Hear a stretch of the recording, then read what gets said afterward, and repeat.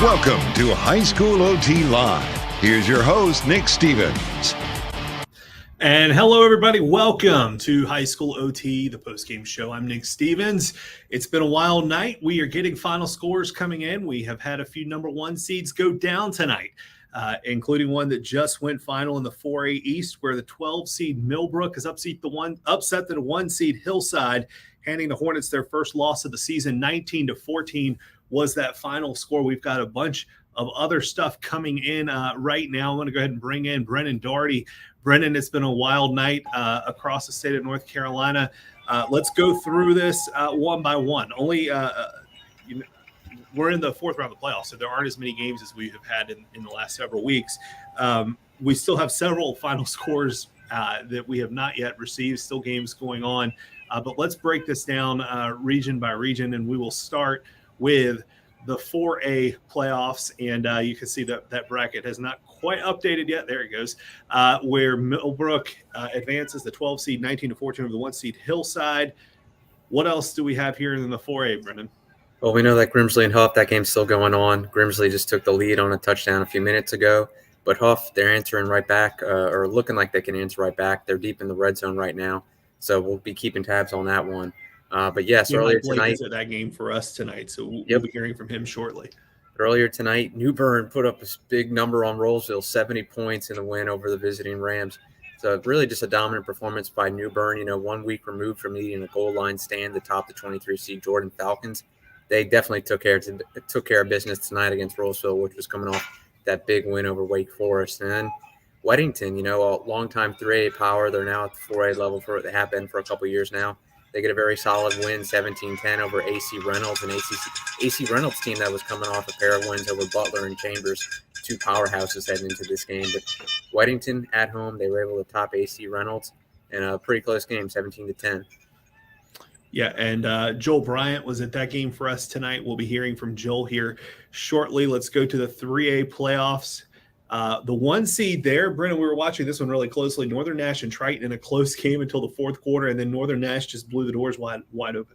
Yeah, like we've been talking about this postseason, Triton, even though they didn't like the term Cinderella team, let's face it, 28 seed this deep in the playoffs, that's what they are. And they put up a really good fight for most of the night at Northern Nash, the 1 seed. It was a 14-7 game after the third quarter, but Northern Nash just turned it on. Obviously they put up 28 points in the fourth quarter. They kind of ran away with it, but Triton in that game really, like we said, going into the fourth quarter, all credit to them. They their defense held strong against Northern Nash for most of the night, but the hosts were able to run away with it in the end. And then Northern Nash is going to face 71st. Correct, and 71st facing a familiar foe in Terry Sanford. And really, 71st has got it done in a variety of ways tonight. They had a 99-yard touchdown run by their quarterback, DeAndre Nance. They also had a 96-yard interception return for a touchdown by Zachary Lewis. They really I think they jumped out to a 30-0 lead before halftime even. I think it was 30-6 at halftime. They really didn't have any trouble with Terry Sanford. And then in 3A West, South Point, facing a pretty good Eastern Guilford team that was coming off a very impressive win at West Henderson on the road, but South Point got it done. They're running a pretty good offensive system right now with a freshman quarterback. A couple weeks ago, they put up 74 points at Dudley, which really stood out. But, yeah, they got it done again tonight at home against an Eastern Guilford team that was definitely playing better than its seeding would indicate. And actually, if we want to go back to 4A West real quick, Nick, we were talking about that Huff-Grimsley game.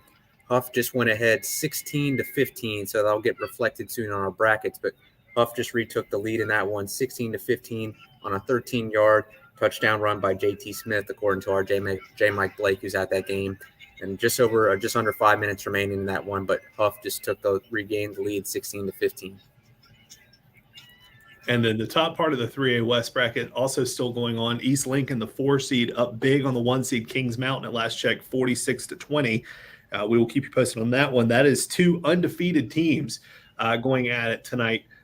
So that one, I'm at least a little bit surprised by that lopsided score that we see there. We'll be hearing from Joe L. Hughes from the Gaston Gazette Shelby Star later tonight. He's covering that game out west. Let's go to the 2A bracket, and Brennan, we'll start in the east here with Princeton, the 1 seed, falling big to Wallace Rose Hill. Yeah, Wallace Rose Hill, Princeton, second straight year that Wallace Rose Hill had to travel for a playoff game to Princeton. It was the Eastern Regional Final last year, one round earlier this year, but same result for the visiting team. Wallace Rose Hill gets it done, 48-14 over Princeton. Princeton entered this game averaging 54 points per game, and they were, really, I think they added one more touchdown at the end, so really they were sitting on 7 points for most of the night. So Wallace Rose Hill got it done on the road in emphatic fashion, and they'll be facing another team, a familiar opponent, who they're in East Duplin, who also won in dominant fashion tonight, 49-6 over Whiteville. If we can scroll down to the bottom of our bracket there, Nick, and check that one out. East Duplin, like we said, 49-6 over Whiteville. East Duplin really just dominated this one from start to finish. Not much to it. East Duplin, I think they felt pretty confident going into this one just based off the competition they faced in their conference throughout the regular season. I think that kind of showed tonight. It sets up a really, really big rematch with Wallace Rose Hill. Those 2 schools just about half an hour away from each other. And, just over a month ago, I think it was, that East Duplin beat Wallace Rose Hill at home. A very close game. Wallace Rose Hill had a chance to tie the game with an extra point. They instead tried a 2-point conversion for the win late and didn't get it. So East Duplin won a really close and dramatic game earlier this season against Wallace Rose Hill. So that should be a really great rematch.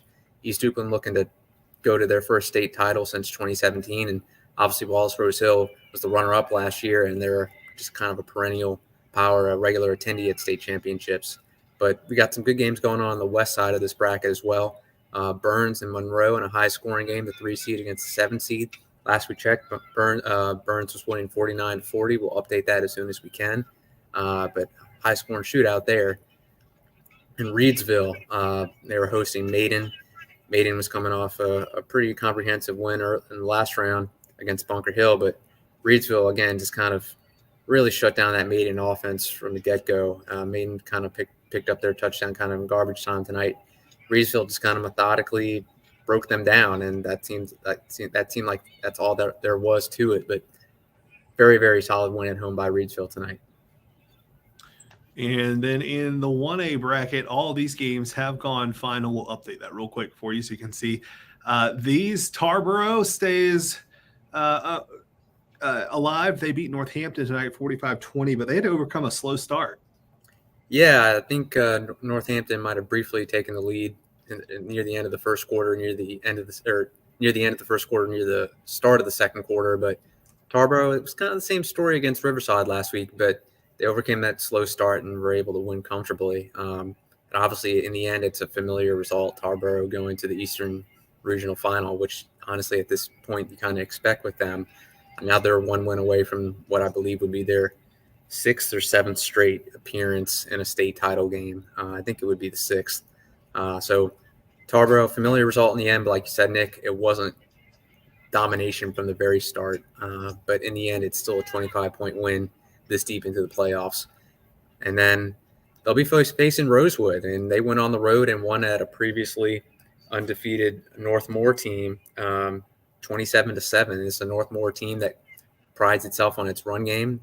Remember, we had Jonathan Bim. Well, we've had Jonathan Bim on for multiple weeks now, but a couple weeks ago he brought up their RPO slogan. And it's not run pass option; it's run people over. Well, they couldn't do that tonight against Rosewood, and they fell behind. And it looks like Northmore, having to play from behind by multiple scores, they just weren't able to get it done at home against Rosewood. And Rosewood, they only have one loss this season. They're now 13-1. or excuse me, that's incorrect. Northmore is now 13-1. Rosewood's now 10-4 on the season. Obviously, they have their work cut out for them at Tarboro, but at this point, if you're playing in a region final, I'm sure you'll be full of belief in yourself. And drawn on the road, 42-21 winners over Andrews. And that's a big upset because a lot of people, including many people here at High School OT, thought Andrews would be the favorite to win the 1A state championship, not just the West, and they are put out in the 4th round. Yeah, I will say, without knowing the specifics of this game, one thing that Joel Bryant pointed out in his preview for all these games tonight was that Drawn had as balanced of an offense that you kind of see at the 1A level. And they put up 42 points tonight on a very good Andrews team. So that Drawn offense, obviously, they got the job done tonight. So we'll be curious to break that one down and see what they did so effectively. And then we'll go to the top of the 1A West bracket, another upset. Yeah, Mount Airy 35-17 over Eastern Randolph. 18-point win in the end. Mount Airy finished this game really strong. I don't know exactly what the score was, but this was a game that was back and forth for definitely the whole first half and also part of the third, I think most of the third quarter as well. I think Mount Airy was winning this game 21-17, so I'm not sure what exactly the scoring run they closed on was, but at least by 2 touchdowns. I think they scored the game's final 2 touchdowns at least.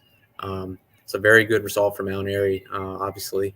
And that sets up a really interesting game with Drawn. Like you said, Nick, I think a lot of people were expecting Andrews to win that one.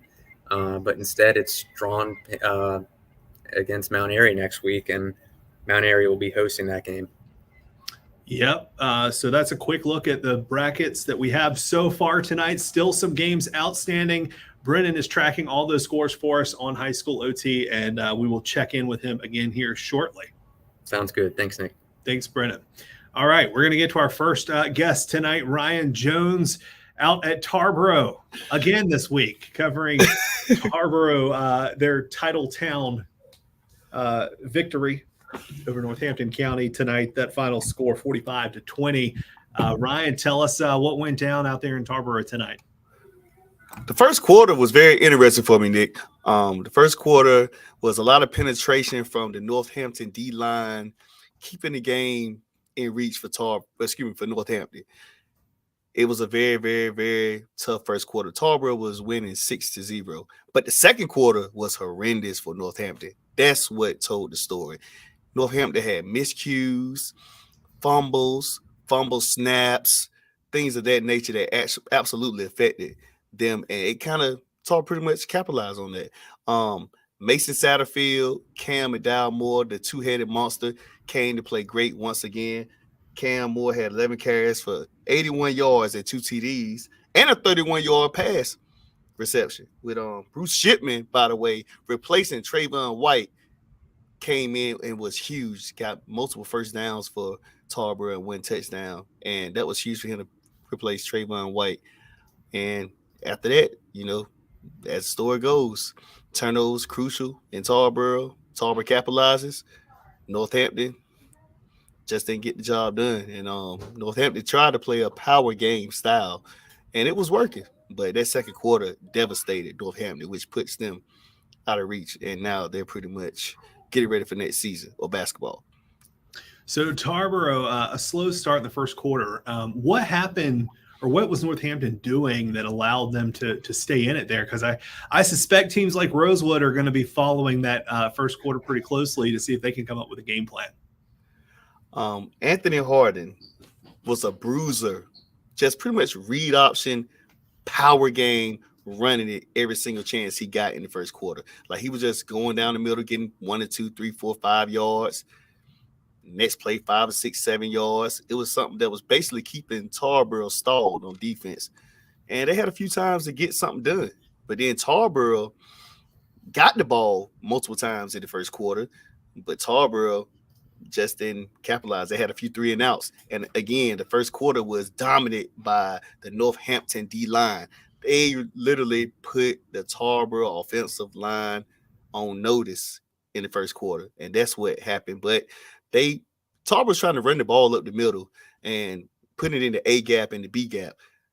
But I think Tarboro ended up making adjustments. Ricky Babb, the offensive coordinator for Tarboro, started saying, hey, they're stopping us in the middle. Let's work with the tall sweep. Tall sweep comes out, and the tall sweep got Tarboro moving. So they kind of went away from kind of running a lot in the inside, although Bruce Shipman got a few first downs in the first quarter. But it was nothing like seeing, Tarboro getting that tall sweep, and it kind of affected the entire game. So the first quarter pretty much dominant about Tarboro's not. Go ahead. Sorry, I was going to say real quick, we now know that the Eastern Regional Final will be Tarboro and Rosewood. Rosewood beat Northmore 27-7 tonight on the other side of the bracket. What are your quick thoughts on that matchup next week for a chance to play for a state title? Myself had Northmore playing against Tarboro next week, which, of course, I was proven wrong. So I see Tarboro still doing what they do best, run the ball, clock management, tempo, keeping the possessions on Tarboro's side. Now, playing Tarboro, and Tarboro has been pretty successful this season and the past few seasons. Tarboro has home field advantage. That helps a lot. So I see a lot of one thing we can for sure know about Nick is seeing a lot of Mason Satterfield and Cameron McDowell Moore. That's all I got. I think that's probably a safe bet. We've seen a lot of that so far tonight. All right, Ryan Jones, thank you very much. Thank you. All right, we're going to take our first break. When we come back, we will have more from across the state. We'll do another score check with Brennan, and we'll hear from the Millbrook team that just upset the 1 seed in the 4A East bracket. That's next on the High School OT Live Postgame Show. Do you have the Breeze Through VIP Rewards app? For every dollar spent in-store and for every gallon pumped at a Breeze Through location, you can earn points to trade for a variety of your favorite snacks and beverages, or for savings at the pump. Don't forget the member deals, only available to VIP members. Download the app on the App Store or get it on Google Play and start earning rewards today.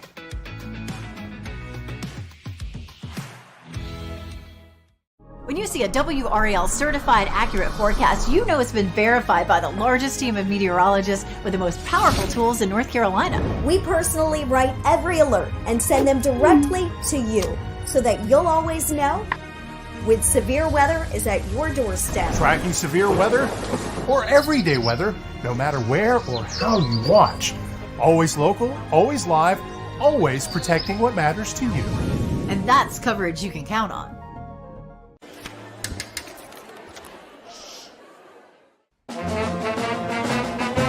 Hey, conductor, how about something new? You played this last year. Come on, get your head out of your sacks. Shh, we're trying to hear. Well, I'm sick and tired of hearing your kid play the wrong notes. Where's my kid's solo? At least you can see your kid. Why is my kid stuck way in the back? The conductor only plays his favorite. My kid heard that solo! You see my kid? Yeah, Come on! Wake up with the most watched. Thanks for making us part of your routine. Whether you're a 4 a.m. type or an 8 a.m. type. Only one team is all local all morning long, alerting you first wherever you are. Building on fire. So get the forecast you need to plan your day. Check out downtown Raleigh and traffic to get you wherever you need to go smoothly. Plus, breaking news and local coverage. This is exactly what parents have to go through. Tomorrow morning, every morning. Watch WRAL Mornings. Welcome back to the High School OT Live Postgame Show. I'm Nick Stevens. Want to go ahead and bring Brennan Doherty back in. We do have some more score updates, Brennan. Yep. We were talking about that matchup in 3A West, how East Lincoln was up big on Kings Mountain, and that remained to be true. And the final score in that game was East Lincoln 46, Kings Mountain 20. So that sets up the 3A West regional final as East Lincoln against South Point, and East Lincoln, the 4 seed, will host South Point, which is the 11 seed. But going into this game, East Lincoln was giving up only 5.15 points per game, arguably the most dominant defense in the state. And they gave up 20 to Kings Mountain tonight, but it really didn't matter. A lot of those points came in garbage time well after their offense just jumped out to a monster lead over Kings Mountain. So a very, very impressive performance by East Lincoln. And then also in the 2A West, we talked about this score earlier, and it ended up being the final. Burns, the 3 seed, defeated Monroe 49-40.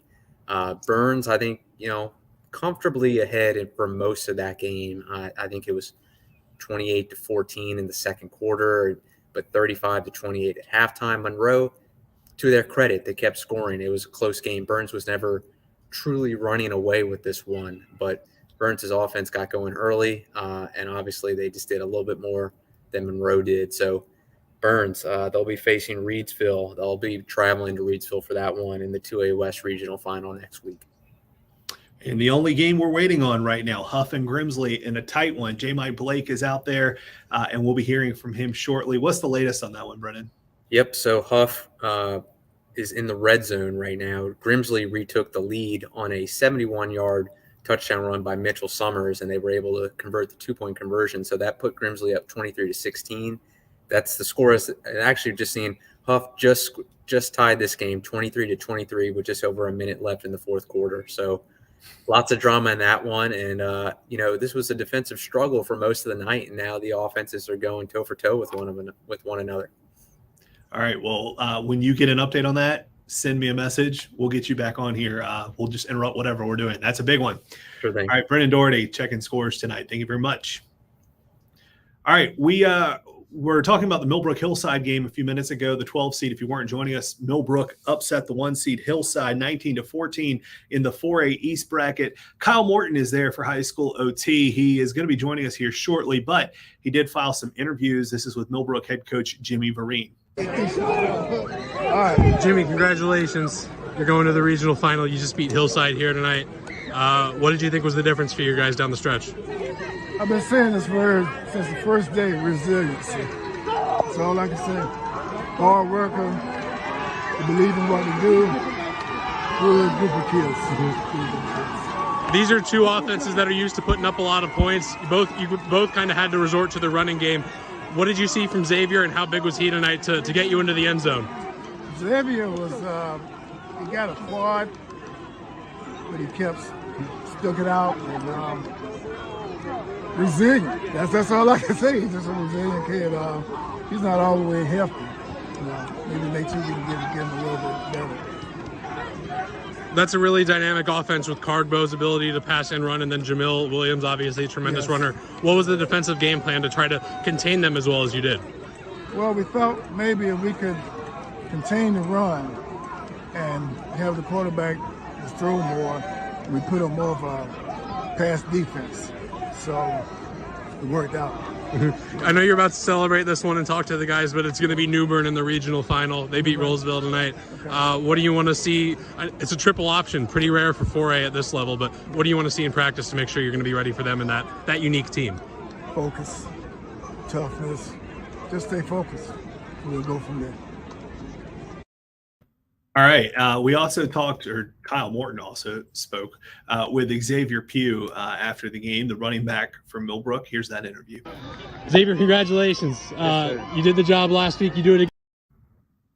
Oh, we just lost that interview. Let's.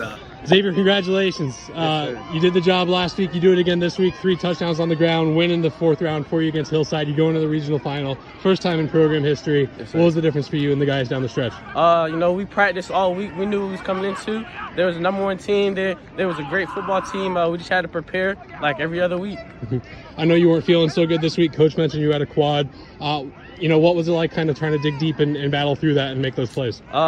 Every day, just heat and pad, icing. When I'm not in school, just doing the stuff I need to do so I can be out here with my guys. Just playing smart, so, don't get hit in my leg. Your offense and their offense really are kind of both used to putting up a ton of points through the air. This was a dogfight. Both defenses played great. You had to battle for those yards and in those close situations.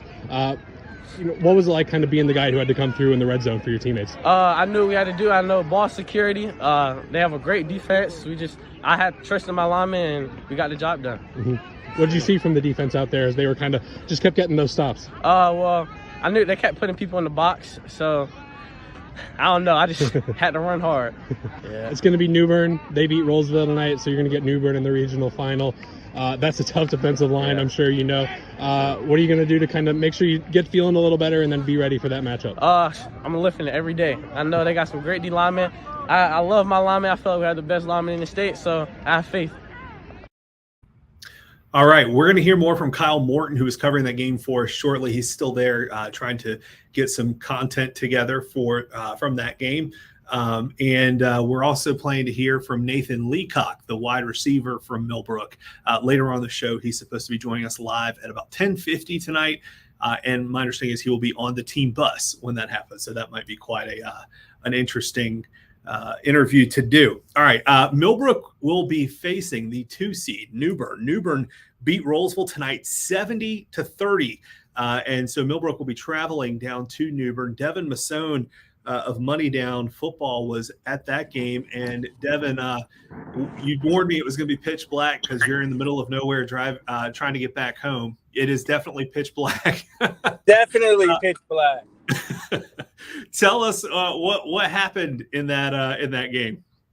Let me see if I turn on my light. All right, we got a little bit of light. I think what Roseville's strategy to start the game was they were thinking that they could wear down the defense of Newbern.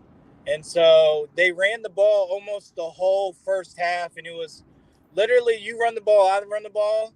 I don't think Newbern passed the ball at all the whole game. And so I think Newbern kind of capitalized on that. And then the second half happened, and Roseville starts throwing the ball, starts the third quarter, about 6 plays, and Noah Rogers scores, but you really didn't see much after that. This, I mean, I'm not surprised Newbern won. I thought this was a toss-up, but I was shocked at how dominant they were from the start. I mean, they jumped all over Rolesville. Tamarcus Cooley had the first 2 touchdowns for the Rams, but really at that point, it was pretty much out of reach, wasn't it? Oh, I agree. Yeah, I mean, they definitely set the tone. Newbern's defense, I hadn't really seen them since the Jamboree that you guys hosted, and the defense was just spectacular. I mean, they were really good. I mean, there's nothing else to say. And then when your offense had the threats that it did, I mean, they could run the ball at will. They must have averaged at least 7 yards a carry. I think number one, their main running back, he had to rush for at least 400, if not more, yards, and probably about 6 touchdowns. Yeah, I was following along with that on Twitter, and just really, really wild performance there by Newbern. We're going to have Newbern head coach Tori Nowell on later in the show in our second hour. You've obviously seen Millbrook play several times. You've now seen Newbern go up against Rolesville here tonight in person. What are your thoughts on the Millbrook-Newbern matchup in the regional finals next week? I've told a lot of people Millbrook caught fire at the right time, and they're on a hot streak right now, and they're a very dangerous team. It's just a defensive game. Honestly, it comes down to that. I think, Millbrook kind of brings that same edge that Roseville had. They can beat you on the pass, but they can beat you on the run. So I'm curious. It's almost like they play a team very similar 2 weeks in a row for Newbern, but you're going against a team who has a lot of momentum behind them right now with Millbrook. So I'm curious. I mean, I think it's going to be a really good game. I think Millbrook has really surprised a lot of people as of late. I would agree with that. And I think if you're watching this game for next week, the player you're probably going to want to keep an eye on for Millbrook, if Millbrook's going to have a chance to beat Newbern, is probably Xavier Pugh. He's going to have a good game on the ground for Millbrook, I think, if they're going to upset another team next week in number 2, Newbern, and get a chance to go to their first ever state championship. The Wildcats should be a very interesting game. Devin, tell us real quick what kind of coverage y'all have coming up this week on Money Down. We'll have the Hillside Millbrook game we were at. We're also at the game tonight, as I mentioned, that I just came from Newbern and Roseville. We also were at that 71st and Terry Stanford game. So we'll have some game recaps and some highlights throughout the week. That sounds good. All right, Devin, have a safe trip back. We appreciate it. All right, thank you. All right, let's head to the 2A playoffs and talk to Robert Fergus of High School OT. Robert, what's up? Yeah. How you doing? I'm doing good. All right, you had an upset tonight. The 12 seed Wallace Rose Hill went on the road and beat the 1 seed Princeton 48-14. Lopsided win. Wallace Rose Hill will now face conference rival East Duplin, who beat Whiteville 49-6 for a chance to go back to a state championship game. Wallace Rose Hill, obviously the state runner-up last season. Tell us what happened in this game with Princeton tonight. Princeton went straight with their run-heavy attack. And what shocked me was, with how the game ended up, they just stuck running the ball, and they did not think about passing. They probably had maybe less than 10 pass attempts this whole game. So they were true to their game strategy, but I don't think it worked out in their favor. What did Wallace Rose Hill do well tonight? They were very well. Shout out to the trenches on both sides of the ball for Princeton and Wallace Rose Hill. Their offensive and defensive line, they 100% battle between two of them. Wallace Rose Hill, they really controlled the line of scrimmage, which, they really shut down Princeton's run game. Wallace Rose Hill defense had an interception. I believe that was in the third quarter, but they just played like sound defense. And then on offense, everybody was clicking. There wasn't too many penalties. Just Wallace Rose Hill just played a clean game. And now, like I said, they're going to take on their conference rival, East Duplin, the 2 seed in the state semifinals next week. What were the folks at Wallace Rose Hill? You overhear anything about that game on the sideline? They're ready. They're ready. They're ready for it. I'm sure they are. Those are 2 teams that are very familiar with one another, and all of Duplin County will be at that game next Friday night. That's for sure. I believe earlier in the season, I went and covered the game at East Duplin. So, okay. Yeah. I believe East Duplin didn't win that game too. It was a close one. It was a really good game. So, well, that should be fun. A chance to go to a state championship on the line. All right, Robert Fergus, we appreciate it. Have a safe trip back to the office. Thank you, man. All right, we're going to bring in Brennan Doherty real quick. Brennan, you have a big score update for us. Yep, Huff tied the game on a 22-yard touchdown pass, so now it's in overtime. Huff and Grimsley at 23 all. Obviously, this game has been back and forth now. Like we were saying earlier, wasn't a very high-scoring game. Both defenses were very much in control. Kind of more of a field position type game. But now, down the stretch in the second half, both offenses really came to life. And now it's 23 all going to overtime. And obviously Grimsley has a very talented offense, but also Huff, can methodically move the ball too. And I guess in overtime, they're already in Nolan Hauser field goal range. Obviously I think he broke the state record tonight, tied it last week. He broke the state record for career field goal makes. So obviously in overtime, you're going to be close to his range from the get-go, if not already in it. So it'll be interesting to see how this overtime plays out. All right. Thanks, Brennan. Let us know when you have an update from overtime. Yep. All right. We're going to take one really quick break. When we come back, we will have Kyle Morton here to talk about Millbrook and Hillside. We'll be right back. It made perfect sense. I come here every day because of the great customer service and friendly atmosphere. So I bought my Breeze Through Lifetime Refill Mug. For only $19.99, I got a stainless steel mug and get free refills forever. Or grab a regular refill mug for $9.99 and enjoy discounted refills every time you stop by. I couldn't imagine going anywhere else.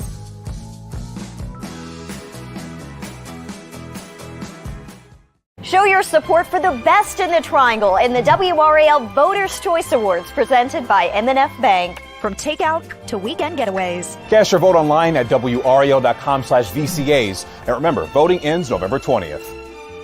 Welcome to my new holiday outpost at WRAL's Nights of Light. My elves are hard at work preparing the holiday selfie stations, crafts, and more. And of course, Mrs. Claus and I'll be there. Reserve your visit now.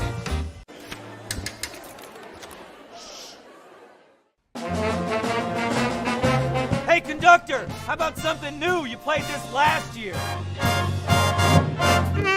Come on, get your head out of your sacks. Shh, we're trying to hear. Well, I'm sick and tired of hearing your kid play the wrong notes.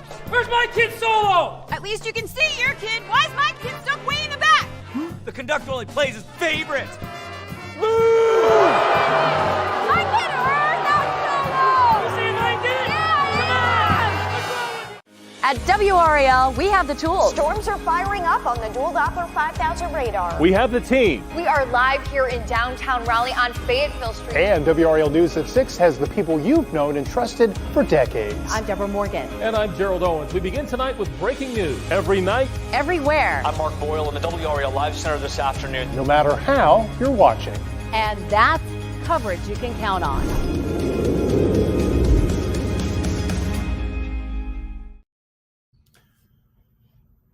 Welcome back to the High School OT Postgame Show. I'm Nick Stevens here in Raleigh. We're going to bring in Kyle Morton, who was in Durham tonight covering the 4A East matchup. The number 12 Millbrook Wildcats upset the 1-seed Hillside 19-14. Kyle, this was a low-scoring game for most of the game. It was 7-7 at halftime. Tell us what went down in that game and what finally allowed Millbrook to get some separation at the end. Well, it was a battle. I think both teams really had to kind of live outside their comfort zone. These are two offenses that are used to throwing the ball around and hitting their deep threats for big explosive plays, and that wasn't available to either of them really tonight. So both teams were able to kind of find a way to run the ball later. I think that was just kind of both defenses wearing down a little bit, and Xavier Pugh and the Millbrook offensive line just had a little more in the tank to push Millbrook across the line there. You mentioned Xavier Pugh. We watched your interviews with Xavier Pugh and head coach Jimmy Vereen a few minutes ago. I think Xavier Pugh is going to be huge for them in the upcoming game against New Bern. I think they're going to have to be able to run the football against New Bern to get that win. What else worked tonight for Millbrook? Well, the defense, they did a really good job of kind of clogging up the front seven and getting bodies to the interior and stopping Jamil Williams before he could really get past the line and into space where he's so dangerous and so adept at making plays like we saw all season. So they did a really good job of keeping him contained and then making Wilson Cargbo Jr. uncomfortable because it kind of got to a point, I think, where Cargbo was just not even expecting anything to be open deep, and down the stretch he had a couple chances to maybe hit guys, but pressure was either getting him too early or he was just kind of conditioned out of going for it. So it was really interesting to kind of see the way that unfolded. There was a little drama after Millbrook took a lead. They missed the extra point. 13-7 was the score. Mm-hmm. Then they go for an onside kick. Tell us what transpired there.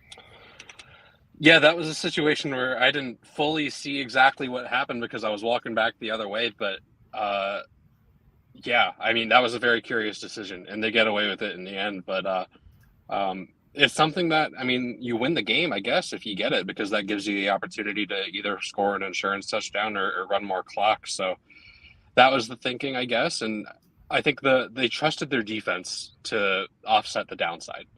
And it didn't end up happening because Hillside ended up scoring on that possession. But I think the way they were thinking was probably, okay, we have maybe a 15% chance of recovering this. And if we do, we're in great shape. And if we don't, our defense has made stops on short fields already tonight. So that was probably the thinking. We can Monday morning quarterback that all we want, but it worked out. That's what we're here to win. So Hillside capitalized on that. They went up 14-13. Mm-hmm. How did Millbrook finally get the win? So they ended up getting a really good kick return to set them up with good field position. So no onside kick attempt by Hillside, but a kick return puts them at about the 50 or so. And then the first play of that drive was a run to get them to about the 38. And then they kind of just ground and pound with Xavier Pugh. There were a couple instances where Mason Fortune, the quarterback from Millbrook, made some big throws, typically to David Santiago. Santiago made one standout catch along the sideline that was good for a first down late. So they did find some plays kind of in the flat on the outside, short range through the air, but it was mostly Pugh coming up with some big runs, and they mixed in a couple other backs as well who had some nice plays to kind of keep Pugh fresh because you heard in that interview he was battling an injury tonight. So it's just an all-around super impressive performance by him. He accounts for every point Millbrook scores except the one extra point they hit. So for him to do that with the injury he was dealing with is quite a performance. Yeah, that is impressive. All right, one more question for you. We've seen New Bern on High School 2 Live several times. We saw them in person early in the season at the Jamboree. We've obviously covered them several times. How do you see this semifinal shaping up as Millbrook goes to New Bern next Friday night? It's really, really hard to square the result we got from New Bern against Jordan with the result we got from New Bern against Rollsville tonight. I think we'd all agree that Jordan is a really good young team, but maybe not really in the upper echelon of triangle teams.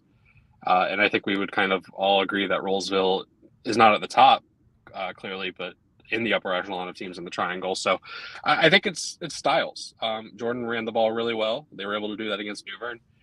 Millbrook ran the ball well tonight, and like you mentioned, that P was going to be a key for them against New Bern. I agree. I think their ability to run the ball and create lanes and control the clock the way Jordan did against New Bern will be a big factor for them if they're able to win it, because I don't think they can count on living in the passing game like Rollsville does. And we saw Millbrook not be able to count on that tonight and come away with a win anyway. So I think they're feeling pretty good, but it would be really, really hard to pick against New Bern right now. Yeah, I think, like we said, Xavier Pugh going to be critical for Millbrook next Friday night against New Bern. So we'll be talking about that, I'm sure, for the next week. All right, Kyle, have a safe trip back. We'll see you when you get here. All right. All right, we have a big update, score update from the 4A West. Let's go back to Brennan. Brennan, what you got? Yep, Huff and Grimsley are going to double overtime at 30-30. Both teams scored touchdowns on their possessions in the first overtime. Tad Hudson for Huff kept it himself on a read option to put Huff up. And then Grimsley answered right back with Mitchell Summers punching in from 4 yards out. Grimsley called the timeout to try to jinx the extra point attempt. And then there was an illegal procedure penalty. But then Grimsley still made the extra point to make it 30-30. So Grimsley's starting off the second overtime with the ball, and we'll keep you updated on how that develops, Nick. Sounds good, and we'll hear from J. Mike Blake later on. He's at that game for us tonight, so we'll have plenty of coverage. Thanks, Brendan. Let us know when you hear more. Thanks.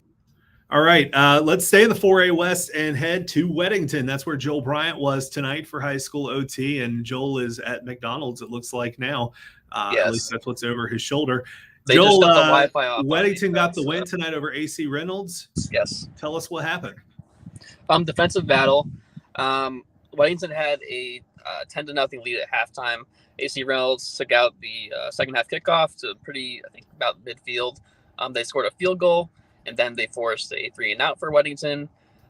They're moving the ball, but then Weddington's defense made some big plays there in the third and fourth quarter. They had a big interception over the middle by Jack Collins, a senior. Uh-oh, we might have lost Joel. It looks like Joel has frozen. Oh, there's Joel. We lost you for a second, Joel. Oh, okay. So Weddington's defense made big stops in the third and fourth quarter when it mattered. AC Reynolds definitely played better in the second half than they did in the first half. But, again, the Warriors just came out big on defense. AC Reynolds went through a couple Charlotte teams to get to this point, which I think a lot of people outside of Asheville were not necessarily expecting. But now they go to Weddington, they lose here. But tell me what you saw from this AC Reynolds team that was impressive and probably allowed them to get to this point. I think we might have actually just lost Joel again. Is he back? I think I'm here. There you are. You froze up again. I'm sorry. McDonald's should auto buy, so okay. So AC Reynolds, they don't overwhelm you with size, but they are really you can tell they're really solid. They were down, like I said, 10-0, but they just kept fighting and kept fighting. All those big stops at Weddington that I talked about, the interception, the 4th and 4. Every time AC Reynolds didn't get discouraged by that, they kept fighting when they got the ball back and kept driving. It's just a really solid team. Definitely some grit to them. I think that probably maybe took the Charlotte teams by surprise. They're kind of tough, even though they're not very big. A very gritty team, I would say. We don't know who's going to win this Huff Grimsley game, obviously in double overtime right now, tied at 30. You've seen both of those teams, though, in the recent weeks. Are you surprised by the type of game we're seeing in Greensboro tonight? And how do you think this Weddington team stacks up against either one of those teams? Well, I said last week that has game of the year potential. And it certainly seems like it's kind of heading in that direction there. You said double overtimes last I heard. Is that right? Yep, double overtime. Yeah. So both of those teams have this star talent, right? And Coach Capone mentioned this to his team after the game. Wellington doesn't really have those 4-star types of guys on this team. They used to with Will Shipley and everyone, but they don't this year. So they're kind of underdogs in that nature. But I don't know, with the way they play as a unit, they're very cohesive in what they do. They're really disciplined in their scheme. They could pretty much test anyone at this point, especially because they're kind of so overlooked right now. But again, it's the star talent on whatever team comes out of Huff or Grimsley is going to be something that kind of makes us go, ooh, before that game. Yeah. All right. Well, Joel, you got a pretty long trip back to Raleigh, so safe travels, and we'll see you later. All right. Brennan Doherty has a score update for us from that 4A West game. Brennan, what do you got? Grimsley got the ball to start the second overtime, and they converted Ryan Stevens with a 2-yard touchdown run to put the Whirlies up 37-30 on Huff. So now it's all down to Huff. Can they convert? Can they score a touchdown and get the extra point to keep this one alive? Or maybe they go for 2. Who knows? But point being, Huff needs to respond with the touchdown to keep this one going. But right now, Grimsley has the 37-30 lead. All right. And again, J. Mike Blake is there for us tonight, and he will be joining us here on the show in just a little bit whenever the game ends. He's supposed to be on it a lot earlier, but we will squeeze him in whenever his game ends. Brennan, thanks for that update. All right, we're going to take our next break. When we come back, we will hear from Weddington coach Andy Capone. We'll also hear from Millbrook wide receiver Nathan Leacock, and we're going to head east a little bit later and talk to New Bern head coach Tori Nowell. That's all coming up next here on the High School OT Live Postgame Show. Do you have the Breeze Through VIP Rewards app? For every dollar spent in-store and for every gallon pumped at a Breeze Through location, you can earn points to trade for a variety of your favorite snacks and beverages, or for savings at the pump. Don't forget the member deals, only available to VIP members.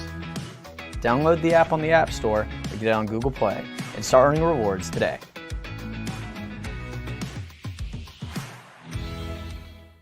WRAL's Nights of Lights is back with thousands of new lights. Along the route, you'll encounter 30-foot-tall dinosaurs and a brand new 250-foot animated tunnel. Get your tickets now, as some experiences are already sold out. Stop by the brand new Holiday Outpost and meet Santa. Ho, ho, ho! Get your tickets now at WRALNightsofLights.com. Wake up with the most watched. Thanks for making us part of your routine. Whether you're a 4 a.m. type or an 8 a.m. type. Only one team is all local all morning long, alerting you first wherever you are. Building on fire. So get the forecast you need to plan your day. Check out downtown Raleigh and traffic to get you wherever you need to go smoothly. Plus, breaking news and local coverage. This is exactly what parents have to go through. Tomorrow morning, every morning, watch WRAL Mornings.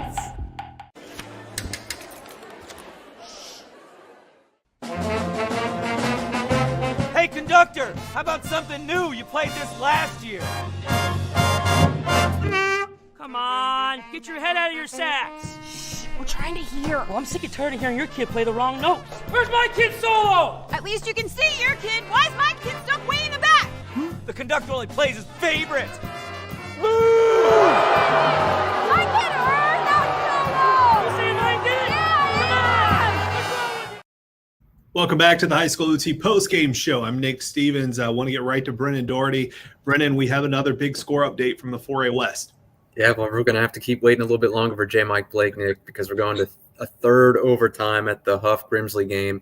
Huff, they were down 37-30 after Grimsley started the second overtime with a touchdown, and then they had a legal procedure penalty on the first play of overtime, so that just made the touchdown run a little bit longer for J.T. Smith, who, according to J. Mike Blake, shook off a tackle in the backfield and then hurdled the defender at the goal line to get into the end zone. Nolan Hauser converted the point after try. And, yeah, going to a third overtime between Huff and Grimsley. So, obviously, that's been a great game, and we'll keep beating you updates as they come in, Nick. Sounds good. Thanks, Brennan. And, yes, we will hear from J. Mike Blake in just a little bit. All right, we're going to be hearing from Millbrook wide receiver Nathan Leacock here shortly. And before we get to that, though, we want to go to Weddington head coach Andy Capone. Weddington defeated AC Reynolds tonight 17-10 to advance to the 4A West Regional Championship game. They will get the winner of that Grimsley and Huff game. Here's head coach Andy Capone with our Joel Bryant.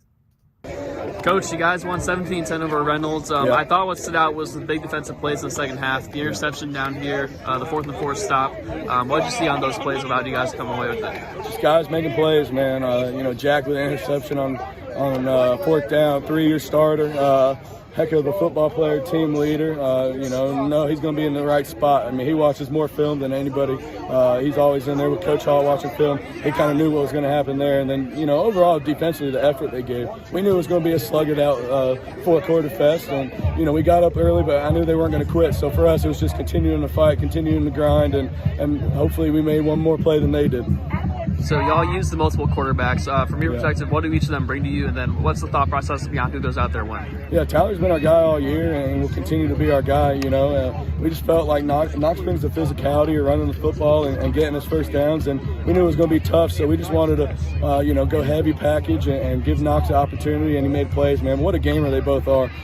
Tyler made some huge throws, and, Knox just playing every snap on defense and then going to offense, quarterback, and making big plays. So credit to both of them, but they both bring us a good element, and we're going to continue to ride those two, hopefully for 2 more games. Did anything stand out as far as things to work on this week?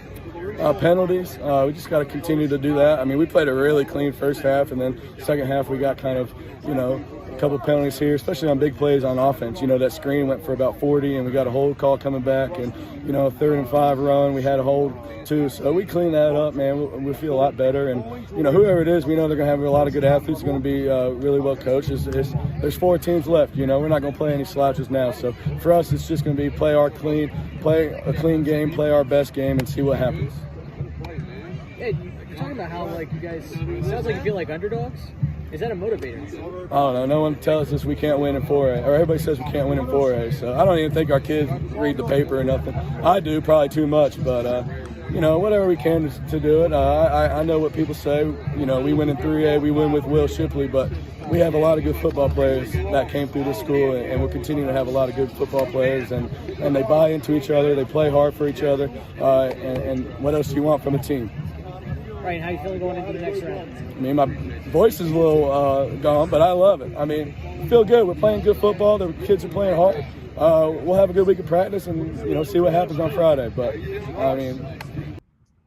I think pretty much anybody wins with Will Shipley. I mean, he was pretty darn good in high school. Pretty darn good now at Clemson, too. TJ Thorpe joining us tonight. TJ, how you doing?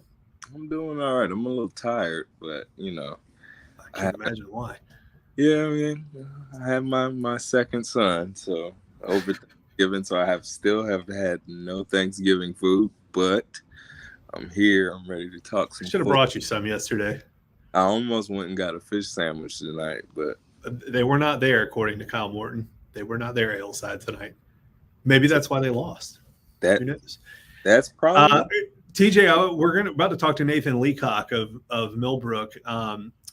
Before we get to him, though, you and I talked about this Hillside Millbrook game a little bit, and it was pretty much a toss-up. We thought this is going to be a pretty good matchup. Are you surprised at the outcome, a 19-14 win for Millbrook? I'm not surprised at the outcome. I knew it could go either way, but I knew it would be a close game and come down to the last possession, or at least be a 1-score game, and it lived up to the hype. Biggest thing there, I think, is the tale of the defenses tonight in the run game.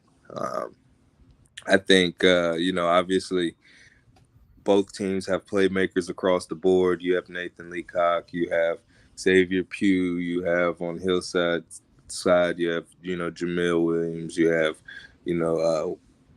Will Cargbo. And it's just one of those games that you knew going into it was going to be tough, and it was going to be one that they had to earn. And so kudos to Millbrook, kudos to the coaching staff, and then obviously kudos to Durham Hillside. Shout out to the guys for having a good season, even though it didn't didn't end the way that they wanted to. All right, well, let's bring in Nathan Leacock. He is on the team bus returning to Millbrook. So I don't know if we'll be able to hear him. Hopefully we'll be able to, or I don't know if we'll be able to see him. Hopefully we'll be able to hear him. There are no lights on buses. And Nathan, if you're able to hear us, your microphone is muted on your end. I can't unmute you. Can you hear us, Nathan?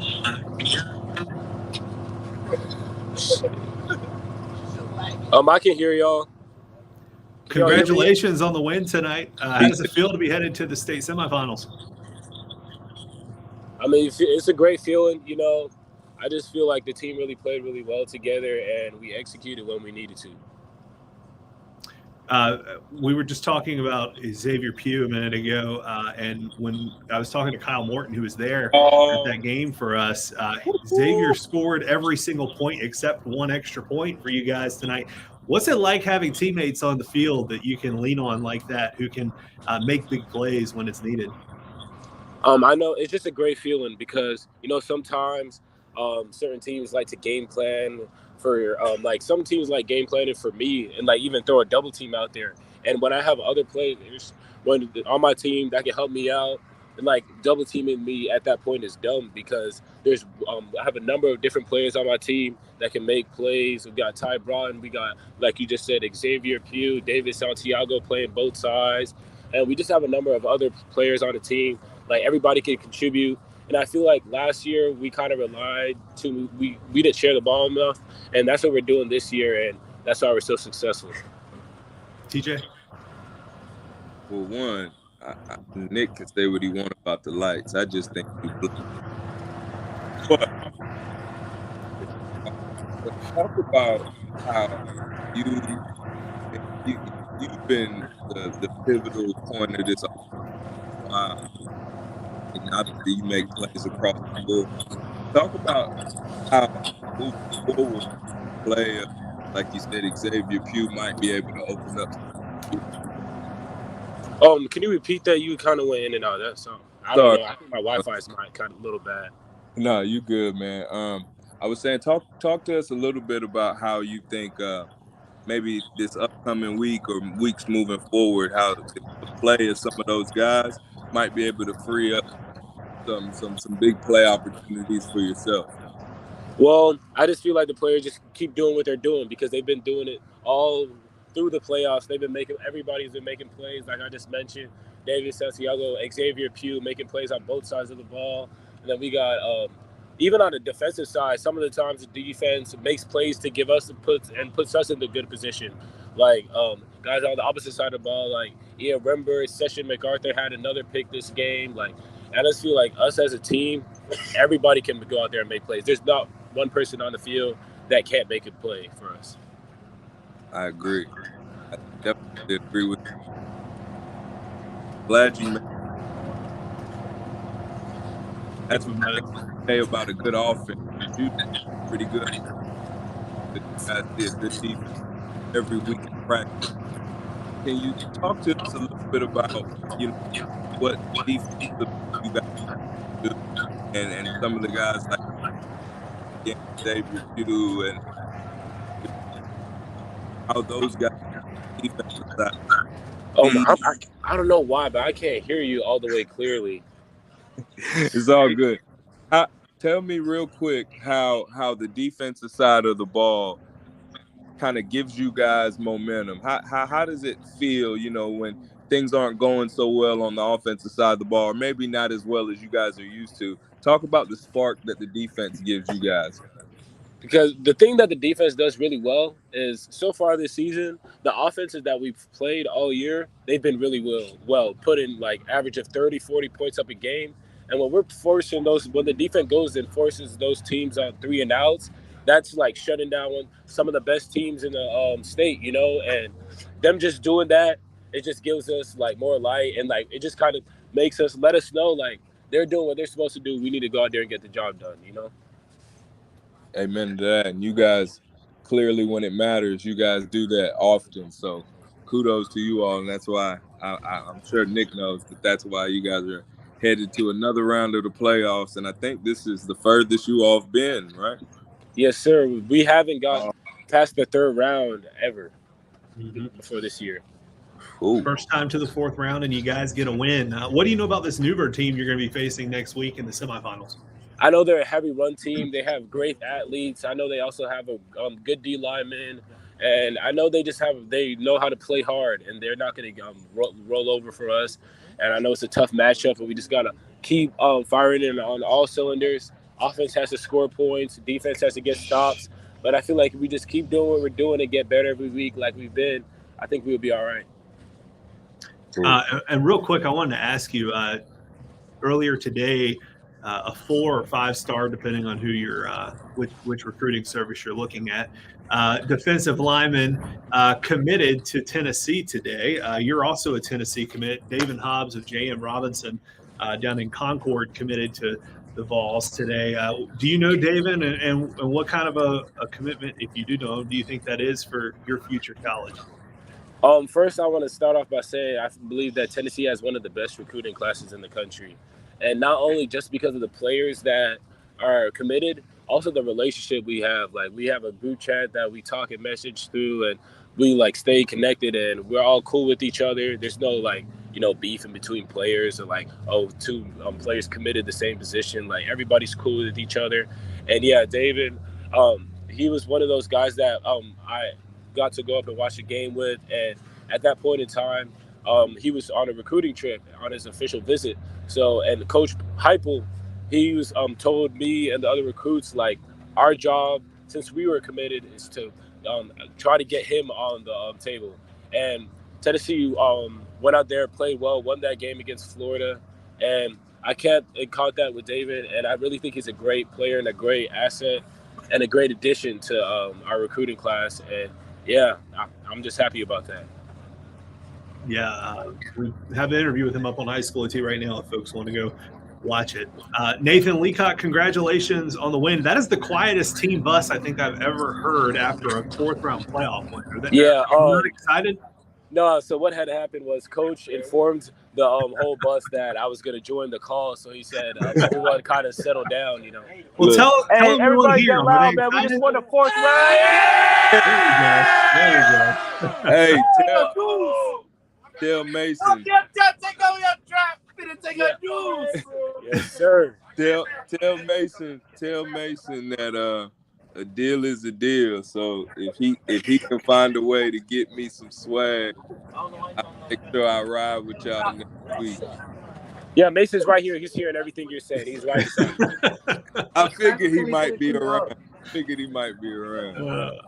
Yep. All right. Well, Nathan, congratulations on the win to you and your teammates, and good luck next week in New Bern. All right. Y'all have a good night. You too, brother. All right. That was Nathan Leacock, wide receiver and Tennessee commit. TJ, we're going to take a break in just a second, but real quick, I want to bring in Brennan Doherty. We have a big score update from the western part of the state. Brennan? Yep, it's gone final in Greensboro in triple overtime. Grimsley wins 40-37 over Huff. Huff got the ball to start the third overtime. They had a 3rd and goal at the 1, and Jamal Jarrett, the Georgia commit for Grimsley, blew the play up, made it 4th and 1 from even a little bit farther away, and then Huff turned the ball over on downs. And then Jackson Henry, the field goal kicker for Grimsley. We talked a lot about Nolan Hauser, obviously, but Jackson Henry from Grimsley kicks the 20-yard game-winning field goal on 4th down for the Whirlies, and that sets up their 4A West Regional Final against Weddington next week. Not the only field goal kick for a win that we saw tonight in this state, I don't believe. TJ. Oh, brother, I didn't. Are you? Oh, is that how the UNC game went? Oh, man. I didn't. So I didn't watch it. Unfortunately, I was at Walmart looking for lactation cookies and stuff. So yeah, my life changed so drastically overnight. Thanks for that update, Brennan. Again, Grimsley moving on after beating Huff in triple overtime. They will host the 6th seed Weddington in the 4A West Regional Final. We're going to take one more quick break. When we come back, TJ and I will talk to New Bern head coach Tori Nowell after their win over Rolesville tonight. We'll be right back. Do you have the Breeze Through VIP Rewards app? For every dollar spent in store and for every gallon pumped at a Breeze Through location, You can earn points to trade for a variety of your favorite snacks and beverages, or for savings at the pump. Don't forget the member deals, only available to VIP members. Download the app on the App Store or get it on Google Play and start earning rewards today.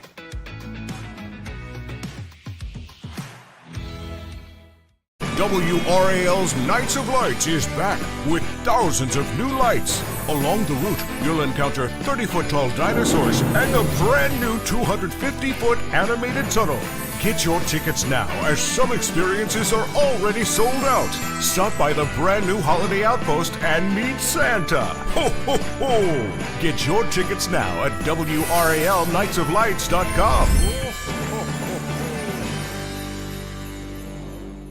Wake up with the most watched. Thanks for making us part of your routine. Whether you're a 4 a.m. type or an 8 a.m. type.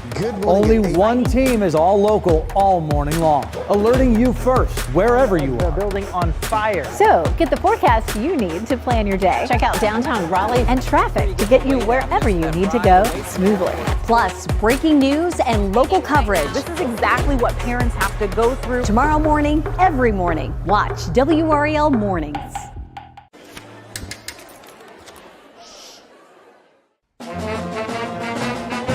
Hey, conductor, how about something new? You played this last year.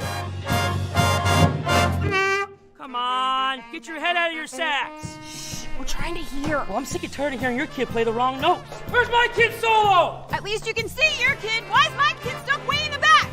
The conductor only plays his favorite. My kid heard that solo. You saying I did? Welcome back to the High School OT Postgame Show. I'm Nick Stevens here in Raleigh, and you're now in our second hour of live coverage tonight following the fourth round of the playoffs. All games across the state have finally gone final. We just had the 4A West game go final in triple overtime. Grimsley beating Huff 40-37 to advance to the West Regional Final. They will take on Weddington in that one. I want to bring in TJ Thorpe again. TJ, we just heard Ja Jarrett made a big play defensively to get a stop on fourth down for Grimsley to help them get that win. No surprise, I don't think, to you. We had Ja on the TJ Thorpe show this summer. Obviously, a Georgia commit, and he's huge and he's very talented. No, I didn't notice. No, he's everything. TJ's not a small guy, and when you go look at a picture on Instagram of TJ standing next to Ja, and TJ looks tiny. No, I'm not huge, but I am not small by any stretch. He made me feel uncomfortably small. Like at any point in time, I felt like if he wanted to take over the interview, it was his interview. Like, hey, brother, you can have it. It's your camera too. But he's everything is advertised. I mean, you can see why the top school in the country right now in all of college football, the defending champs, would want to leave Jordan Davis, walk out the door, and then bring in another guy from North Carolina, just as big, just as talented. And then right there at the end of the game when it matters, Nick, as you know, I'm a big fan of defenses and being able to control the line of scrimmage when it gets late in the games. And this is exactly why right here, because at any point in time, if he turns it on, there's not too many people who can stop him. So kudos to them. They're going to be tough to beat moving forward. Well, let's go to the 4A East. New Bern got a 70-34 win over Rolesville tonight. They will host Millbrook in the regional final next week. Millbrook beating Hillside, the 1 seed, 19-14. And New Bern head coach Tori Nowell joining us live. Coach, congratulations on the win tonight. I know 70 points is a whole lot of points to put up, especially in the fourth round of the playoffs. How in the world did y'all manage to do that? We're blessed, man. We're blessed. You know, that's a big thing. Definitely blessed. Got some great players on my team. Just super excited that we got these guys, and they're playing good football right now. Herring, he has 6 touchdowns. Is that right? 7. 7? Yes. 7 touchdowns. And I told TJ this summer when he came here that Aaron Herring is probably one of the best players in the state of North Carolina that plays running back. 7 touchdowns in the fourth round of the playoffs. Or 7 touchdowns in the fourth round of the playoffs when the competition's supposed to get stiffer, I believe. And it looks like Jordan might be the only test that y'all see until this next week coming up now. And honestly, it's a testament to obviously what you do and getting these guys ready. But I think for New Bern, it starts up front. Obviously, you guys just completely everybody knows what's coming, and it's up to them to stop it. And usually, as we can see, I don't think anybody stopped it this year. So with that being said, what is it going into next week? Because obviously next week you're playing a team that's a little bit more dynamic than most of the teams from top to bottom that you've probably seen. But obviously you all are so good at what you do and so athletic. What types of things do you think this week you're going to have your guys doing to get ready for this Millbrook squad? Well, I think the game we played tonight against Roseville is pretty somewhat identical to the team that we're going to play next Friday. You know, Millbrook has the big wide receiver that's going to Tennessee. Roseville has the #1 wide receiver in the nation. You know, he's going to Ohio State. You know, and then they had the kid that's going to NC State that plays wide receiver, and he's really good. And then Millbrook has a #2 guy that's really good. So I think it's kind of comparable. I think we're going to see a quarterback that's a little bit more experienced than the quarterback that we played tonight. You know, so that's the big thing for us. We just got to focus on playing the best defense that we can possibly play. You know, last week, Tavion Cox didn't really play much. Probably got like 5 or 6 snaps last week and playing the D-line. Just wanted to protect him. He wasn't at his best on the field. So we just want to constantly get better each week and play the full game tonight, and it definitely shows up on defense for us. Mm-hmm. How important is it for you guys with that defensive line? You had to get pressure on quarterbacks like next week when you play Mason Fortune. I mean, we have a lot of great defensive backs on our team also, you know, so the pressure's there, but we got to stop the run first. I mean, the big thing in football when you play teams that run spread, if you stop the run, you know they're going to pass the ball the rest of the way, you know. So once they get the run going and then they pass the ball, then that's a big issue. And last year when we played Roseville, that was one of the bigger issues. We knew they had Noah, so we put so much of the emphasis on stopping the pass, and they destroyed us with the trap last year. And, of course, you know, it also helps that KJ Sampson got hurt in the first quarter, and Aaron Herring got hurt in the first quarter last year in the game. So, you know, those guys didn't get the finish, and we got into a shootout, and we didn't have our guys. So, I mean, that's kind of the big thing for us, just constantly getting better defensively each week. You know, we know that teams right now are going to kind of score because, I mean, at the end of the day, these are the best teams in the state that are still playing right now. So we just want to constantly get better and just figure out what's going on and what we need to do to move forward. TJ? And one thing, yeah, we talk a lot about, you know, you all playing defense and you all having to, you know, deal with the weapons of Millbrook and the teams you play. But one thing that I do remember you saying is, you guys don't get a lot of respect out there. And one thing I do know is when you put 70 points up on somebody, that's an offense that's worth being talked about. And those guys on offense, I know that one guy had seven touchdowns tonight, but every night it's someone different for New Bern. Every night, everybody has, you know, equal opportunity to go off, so to speak. So talk about kind of what you all are able to do so well throughout the years from an offensive standpoint and moving on through this playoffs, how you guys seem to gel and hit your stride. Well, of course, like we talked about earlier, our offensive line is really, really good. You know, Dylan Wagner is one of the best offensive linemen in the state. You know, he's just not as tall as everyone else that they have out there. And those guys are just battling right now on the offensive line. You know, they make it a lot easier for us to play ball out there. And, of course, now we're sitting here with 3,000-yard rushers on our team. Our quarterback has 1,000 yards rushing. Aaron Herring has 1,000 yards rushing. Our fullback, our B-back has 1,000-yard rushing. And our other back, he has like 700 and some yards rushing. So the big thing for us is to just share the wealth. You know, the first 2 rounds of the playoffs, Jaden Wallace, our B-back, he dominated. You know, he had 2 games back-to-back. We had 167 yards and 4 touchdowns.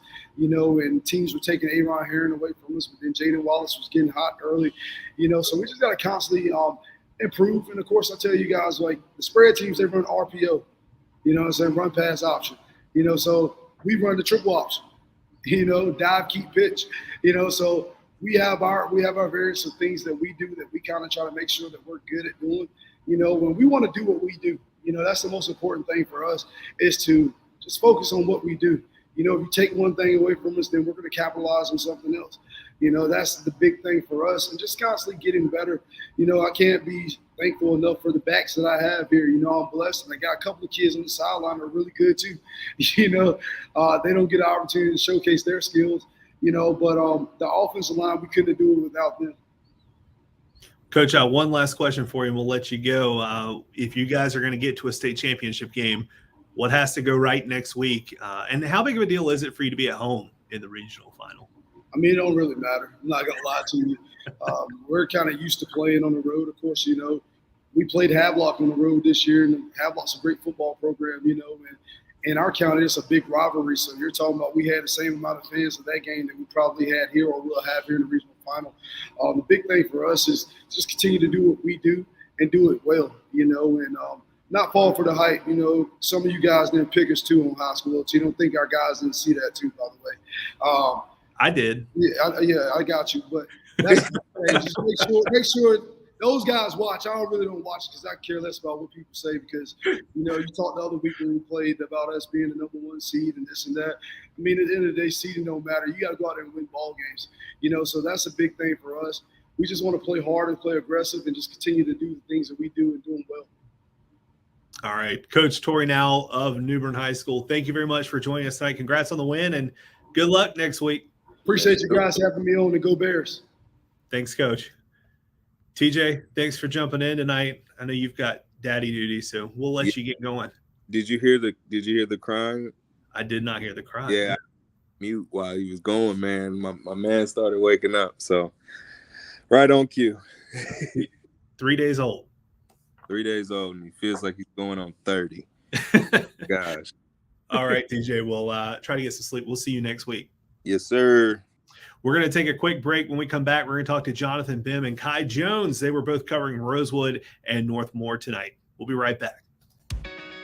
Do you have the Breeze Through VIP Rewards app?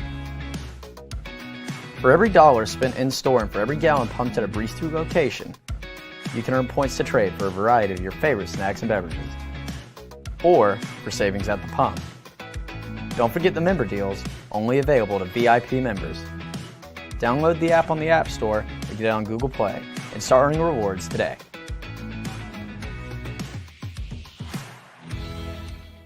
WRAL's Nights of Lights is back with thousands of new lights. Along the route, you'll encounter 30-foot-tall dinosaurs and a brand new 250-foot animated tunnel.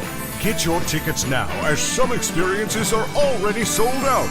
Stop by the brand new Holiday Outpost and meet Santa. Ho, ho, ho! Get your tickets now at WRALNightsofLights.com.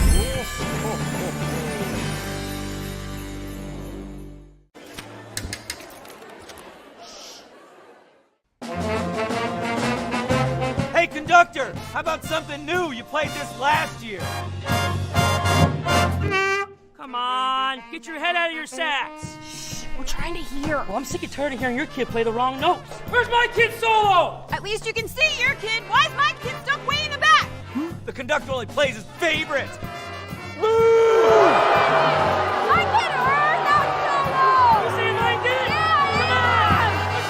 Yeah. Show your support for the best in the Triangle in the WRAL Voters' Choice Awards presented by M&F Bank. From takeout to weekend getaways. Cast your vote online at WRAL.com/VCAs. And remember, voting ends November 20th. Hello, everybody. Welcome back to the High School OT Postgame Show. I'm Nick Stevens. We're going to talk 1A East football now. We're going to bring in Jonathan Bim of the Pilot and Kai Jones of WJG Sports. Both of you guys were at Northmore tonight. Rosewood comes away with a 27-7 win. So, Kai, we'll start with you. You cover Rosewood frequently. Tell us what happened tonight for Rosewood. What went right that allowed them to advance to the state semifinals? Really, Rosewood did a great job of gap assignments. They didn't really miss any gaps. They only led, I think, maybe 2 or 3 big runs tonight. And really, they just were very physical tonight, and they dominated the line of scrimmage. That was the big thing for them, was just dominating the line of scrimmage. And David Lamb had another big night tonight, finished the night with 2 touchdowns. and it really capped the game off for them with 2 touchdowns there in the last, I believe, 6 minutes.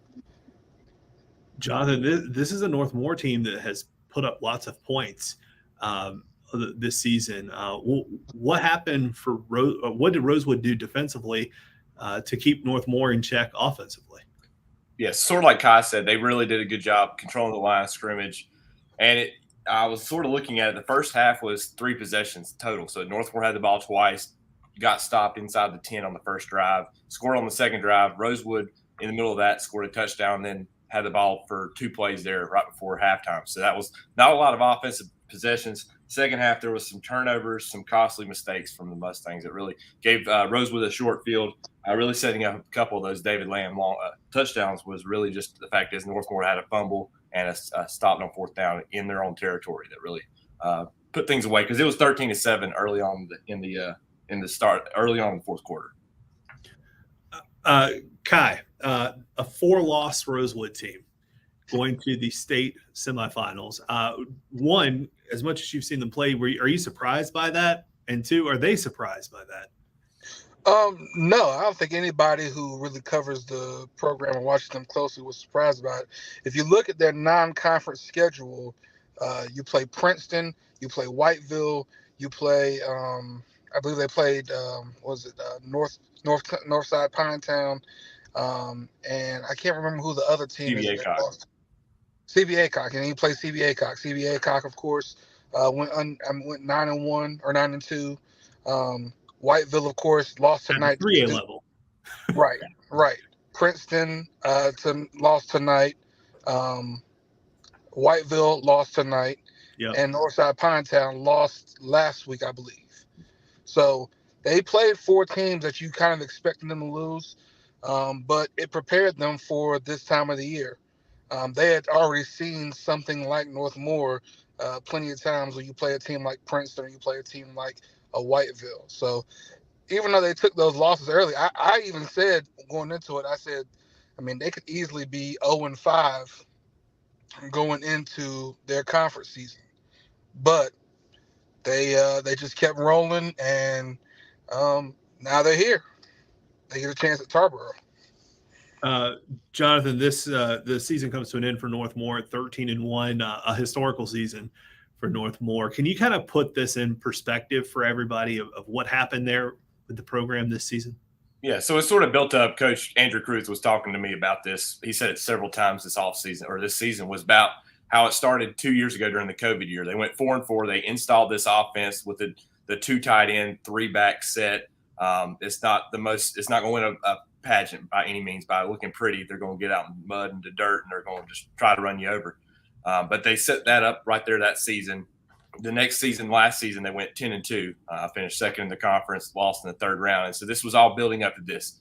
And it really told me what it did for the community was after the game was over with, like everybody, I mean, right there with about 4.5 minutes ago, it was 20-7. So I think the people that were going to leave left, but the people stuck around. And standing ovation for Northmore. It was just a cool thing to see, considering my time at Northmore, they won like 2 or 3 games total in my 4 years. So just to see a program go from that to now, a decade later, win 13 games, 13-1. So nothing to shake your head at.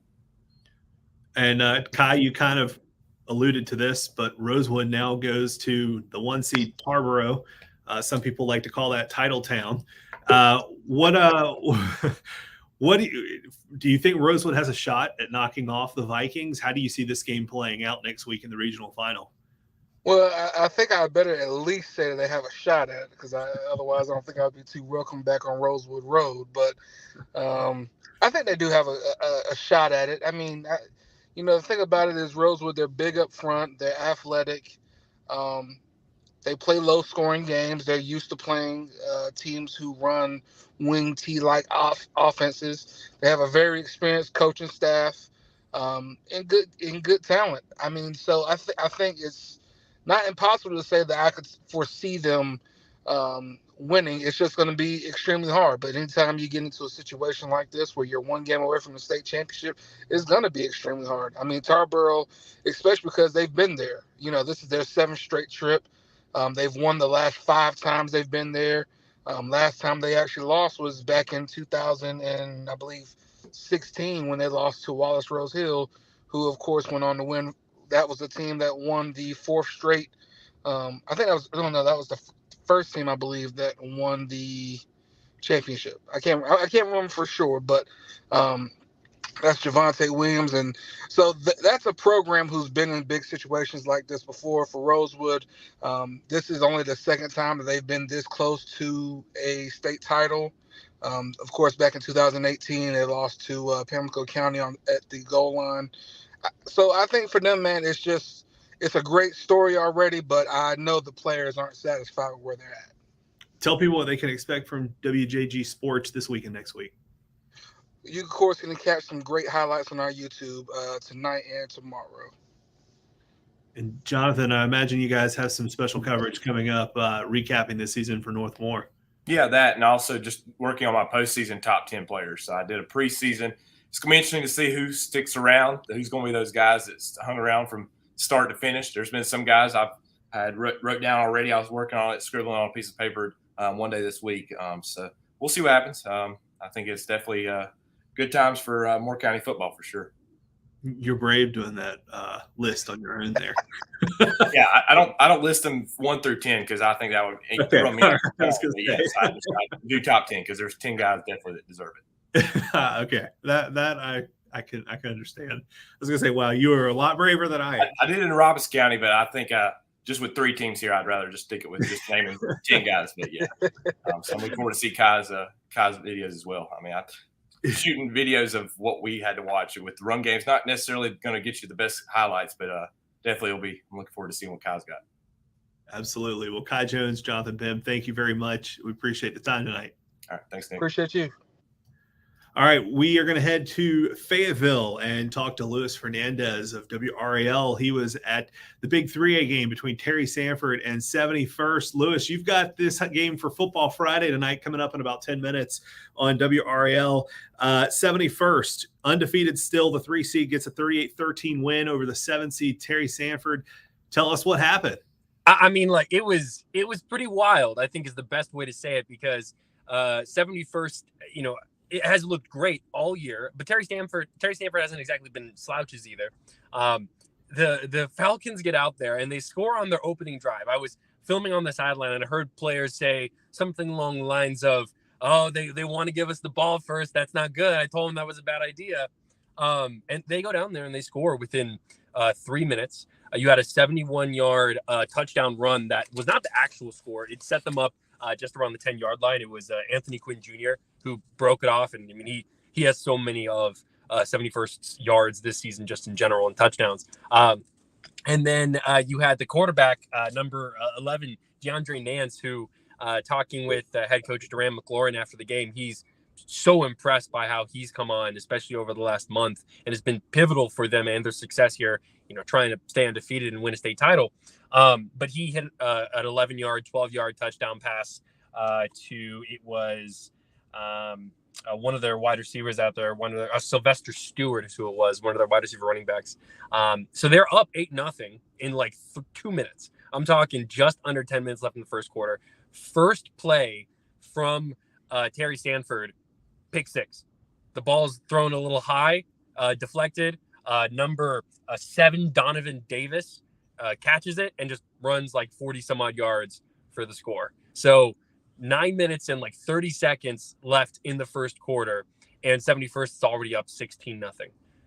I mean, you couldn't have written any better for the Falcons, and that was just kind of how the rest of the game went. A lot of domination.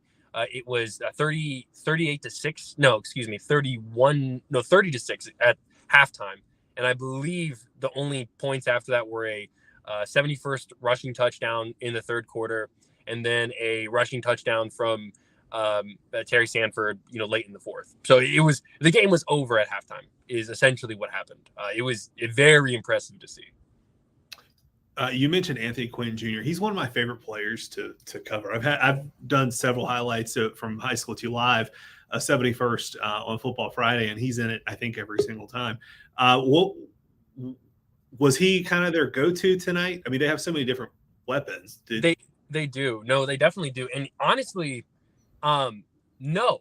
I don't believe he scored. I think he may have been, yeah, he did have that second half touchdown I mentioned. But really, besides that 71-yard touchdown, he didn't really do much.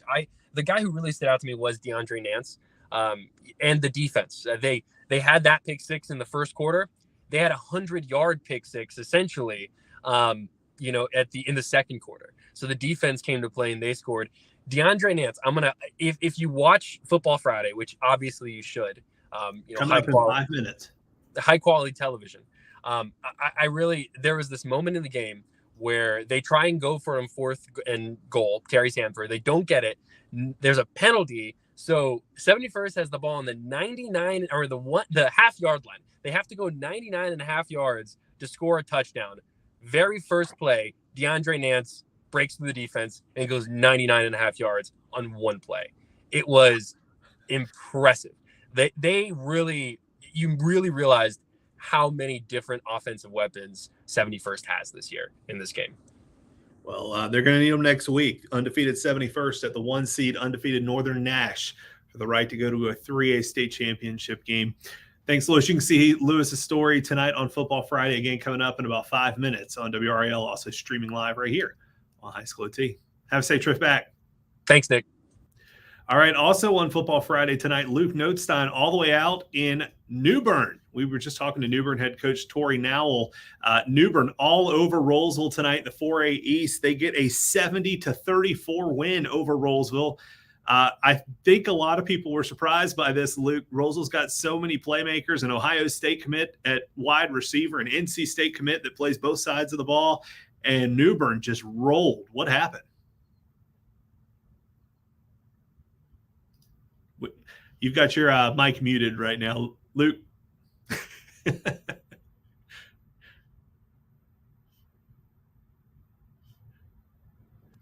Okay, how about that? There you go. There you go. Yeah, I had a few signal issues down here in New Bern, but I think this result was a little surprising for some football fans, especially in the Raleigh area. But I mean, from the get-go, New Bern, their running game was just unstoppable. Aaron Herring had a couple of touchdowns in the first half. Damari Tucker as well. It seemed like their offensive line was able to make these gaping holes pretty much whenever they wanted to. And the running game was unstoppable, especially in that first half. I mean, it was 21-7 midway through the first quarter. New Bern was on top. The home crowd was into it.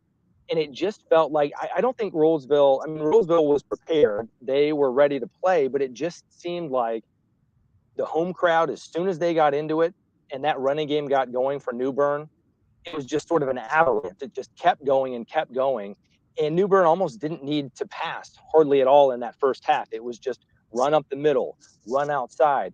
The offensive line for the Bears just had their way with the Rolesville defensive line. And before I knew it, it was 35-7. Rolesville had gotten one touchdown in the first quarter and then got one more right before halftime. But I mean, at halftime, it was 42-14, and the game was almost essentially over at that point. New Bern, what was so impressive with them is that just the confidence that they had that they could run the ball down Rolesville's throat whenever they wanted to. And basically at halftime, it felt like the game was over. Now, I will say Rolesville did come out. They got a quick score early in the third quarter, but then New Bern answered right away again. Aaron Herring was unstoppable. Damari Tucker as well just had a huge game. And it just felt like Rolesville couldn't really get anything going until late in the game when it was already out of hand. So New Bern showed why they're undefeated. They showed why they're so tough to beat at home, especially. I mean, they haven't lost a game yet this year, and especially at home, the way they played and the way they were able to dominate. You'll see all the highlights here on Football Friday in just a few minutes. It was a pretty impressive performance from New Bern. Yep, Football Friday coming up in literally about 90 seconds on WRAL and right here on High School OT.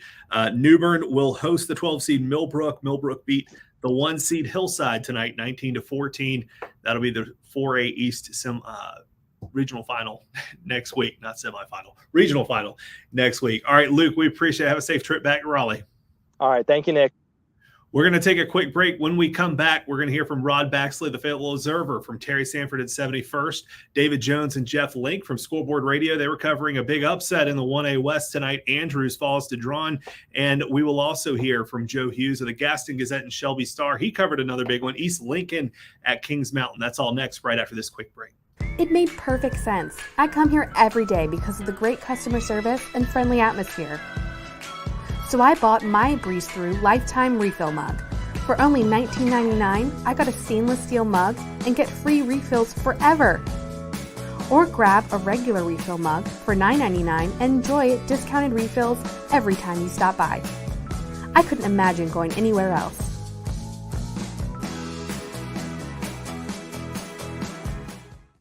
At WRAL, we have the tools. Storms are firing up on the Dual Doppler 5000 radar. We have the team. We are live here in downtown Raleigh on Fayetteville Street. And WRAL News at 6 has the people you've known and trusted for decades. I'm Deborah Morgan. And I'm Gerald Owens. We begin tonight with breaking news. Every night, everywhere. I'm Mark Boyle in the WRAL Live Center this afternoon. No matter how you're watching.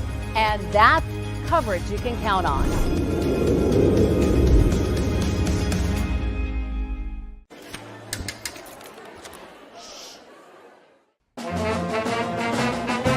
Hey, conductor, how about something new? You played this last year. Come on, get your head out of your sacks. Shh, we're trying to hear. Well, I'm sick and tired of hearing your kid play the wrong notes. Where's my kid solo? At least you can see your kid. Why is my kid stuck way in the back? The conductor only plays his favorite. I get her, not solo. You see my kid? WRAL's Nights of Lights is back with thousands of new lights. Along the route, you'll encounter 30-foot-tall dinosaurs and a brand new 250-foot animated tunnel. Get your tickets now, as some experiences are already sold out. Stop by the brand new Holiday Outpost and meet Santa. Ho, ho, ho! Get your tickets now at WRALNightsofLights.com.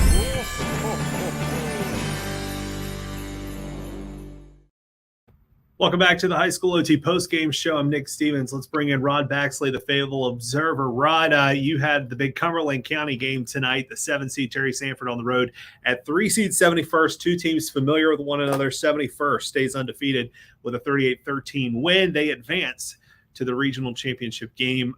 What were your takeaways from this one? Well, first off, it didn't really live up to the hype, man.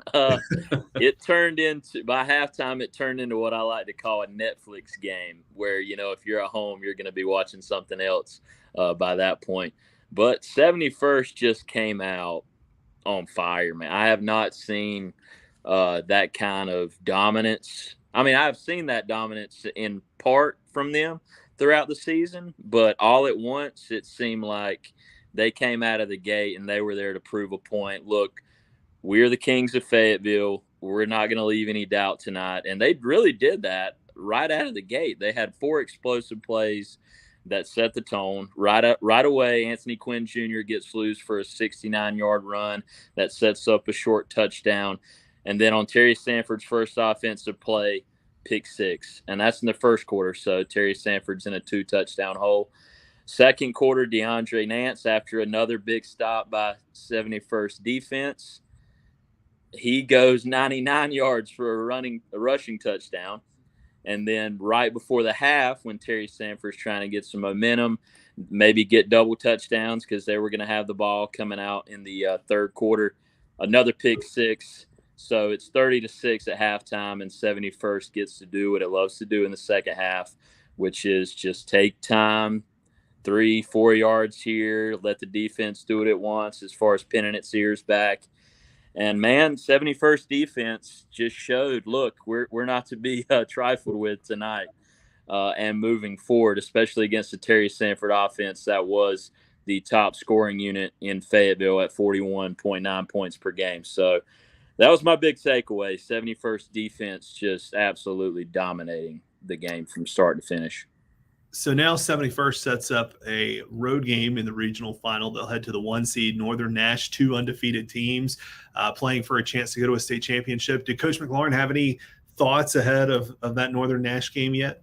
Yeah, we didn't talk about Northern Nash specifically, but we did talk about getting back to the regional championship, and I'll touch on this a little bit more next week when we really get into the preview stuff. But he talked about the 2018 regional final against Scotland and how they got embarrassed. They were not ready to play. It was 20-0 in that game, and he said the regional plaque or whatever they have from that game, he didn't want his players to see it. He finally is going to bring it back out, and he'll have plenty of talking points this week as far as getting guys motivated, saying, look, hey, if you don't come out ready to go, this is what can happen. You can get embarrassed. Your season's going to be over.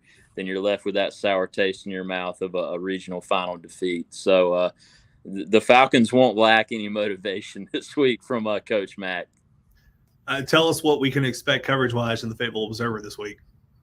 Yeah, I mean, it'll be heavy. 71st, obviously, with the them being the only guys left. We'll try to find some different angles, which is hard when we've been covering them so much throughout the year. But we'll definitely look at this regional final history, how that Scotland experience might help some of these players going into this game, and then we'll try to break down Northern Nash because I don't know much about them, but I know they're undefeated too, so that should be a really fun night in Rocky Mount between two physical teams. You don't get here unless you're good at this point. So that's it, man. That should be good. You can't hide in the playoffs at this point. You can't. No, you cannot. Rod Baxley, Fayetteville Observer, thank you very much for joining us tonight. Thanks, Nick. Appreciate it, man. All right, let's bring in David Jones and Jeff Lake from Scoreboard Radio. They were all the way out at Andrews tonight covering the game between Drawn and Andrews, and I think we might have actually there they are. Can y'all hear me? I think we might have actually just lost. Yeah, we got you. Oh, there you are. Okay. Y'all had an upset tonight. Andrews, who a lot of people thought would win the 1A state championship, goes down. Drawn gets a big road win. Tell us what happened.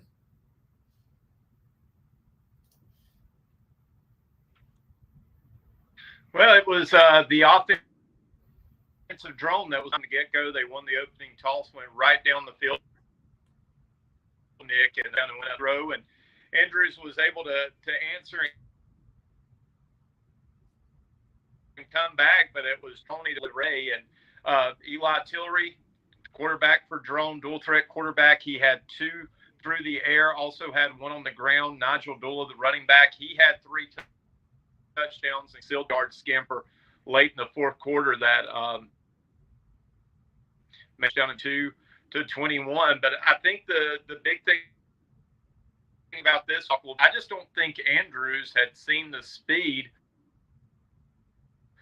Team like got a lot of team speed. We mentioned Nigel Dula, but also Eli up top, the head coach, and he said we've not seen a quarterback like that. And talking to some of their fans after the game, he said we knew that Drone could run the football and was going to have success, but we thought we could shut him down. But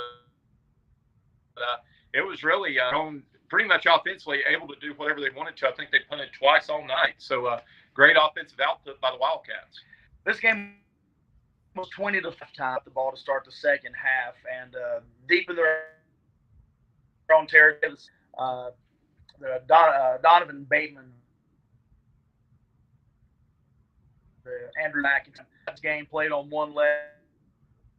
He dropped back for it up, get both hands on the ball, tip drill, and Will Siegel, 6'3", 310 pounds. Before the and it took it down to the 11. Nigel Dula took it in 2 plays left. He gave Drone that 2-touchdown working margin, and Andrews was never able to get it back to even from there. You could really see the Andrews Wildcats wear down. Jeff hit it really on the money. Drone can throw touchdown reception. His brother Zach Pinkerton with a touchdown reception. Again, great targets, and Nigel Dula is a threat to go to the house. Drone doubles up Andrews. They end Andrews' perfect improves one, and for their trouble, they get a trip to Mount Airy and the Granite Bears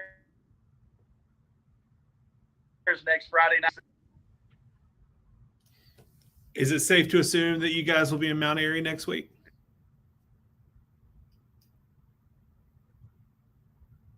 Yeah, well, that's where we'll be as far as concerned on the game in our area. We cover mainly the Burke County team, so into drone and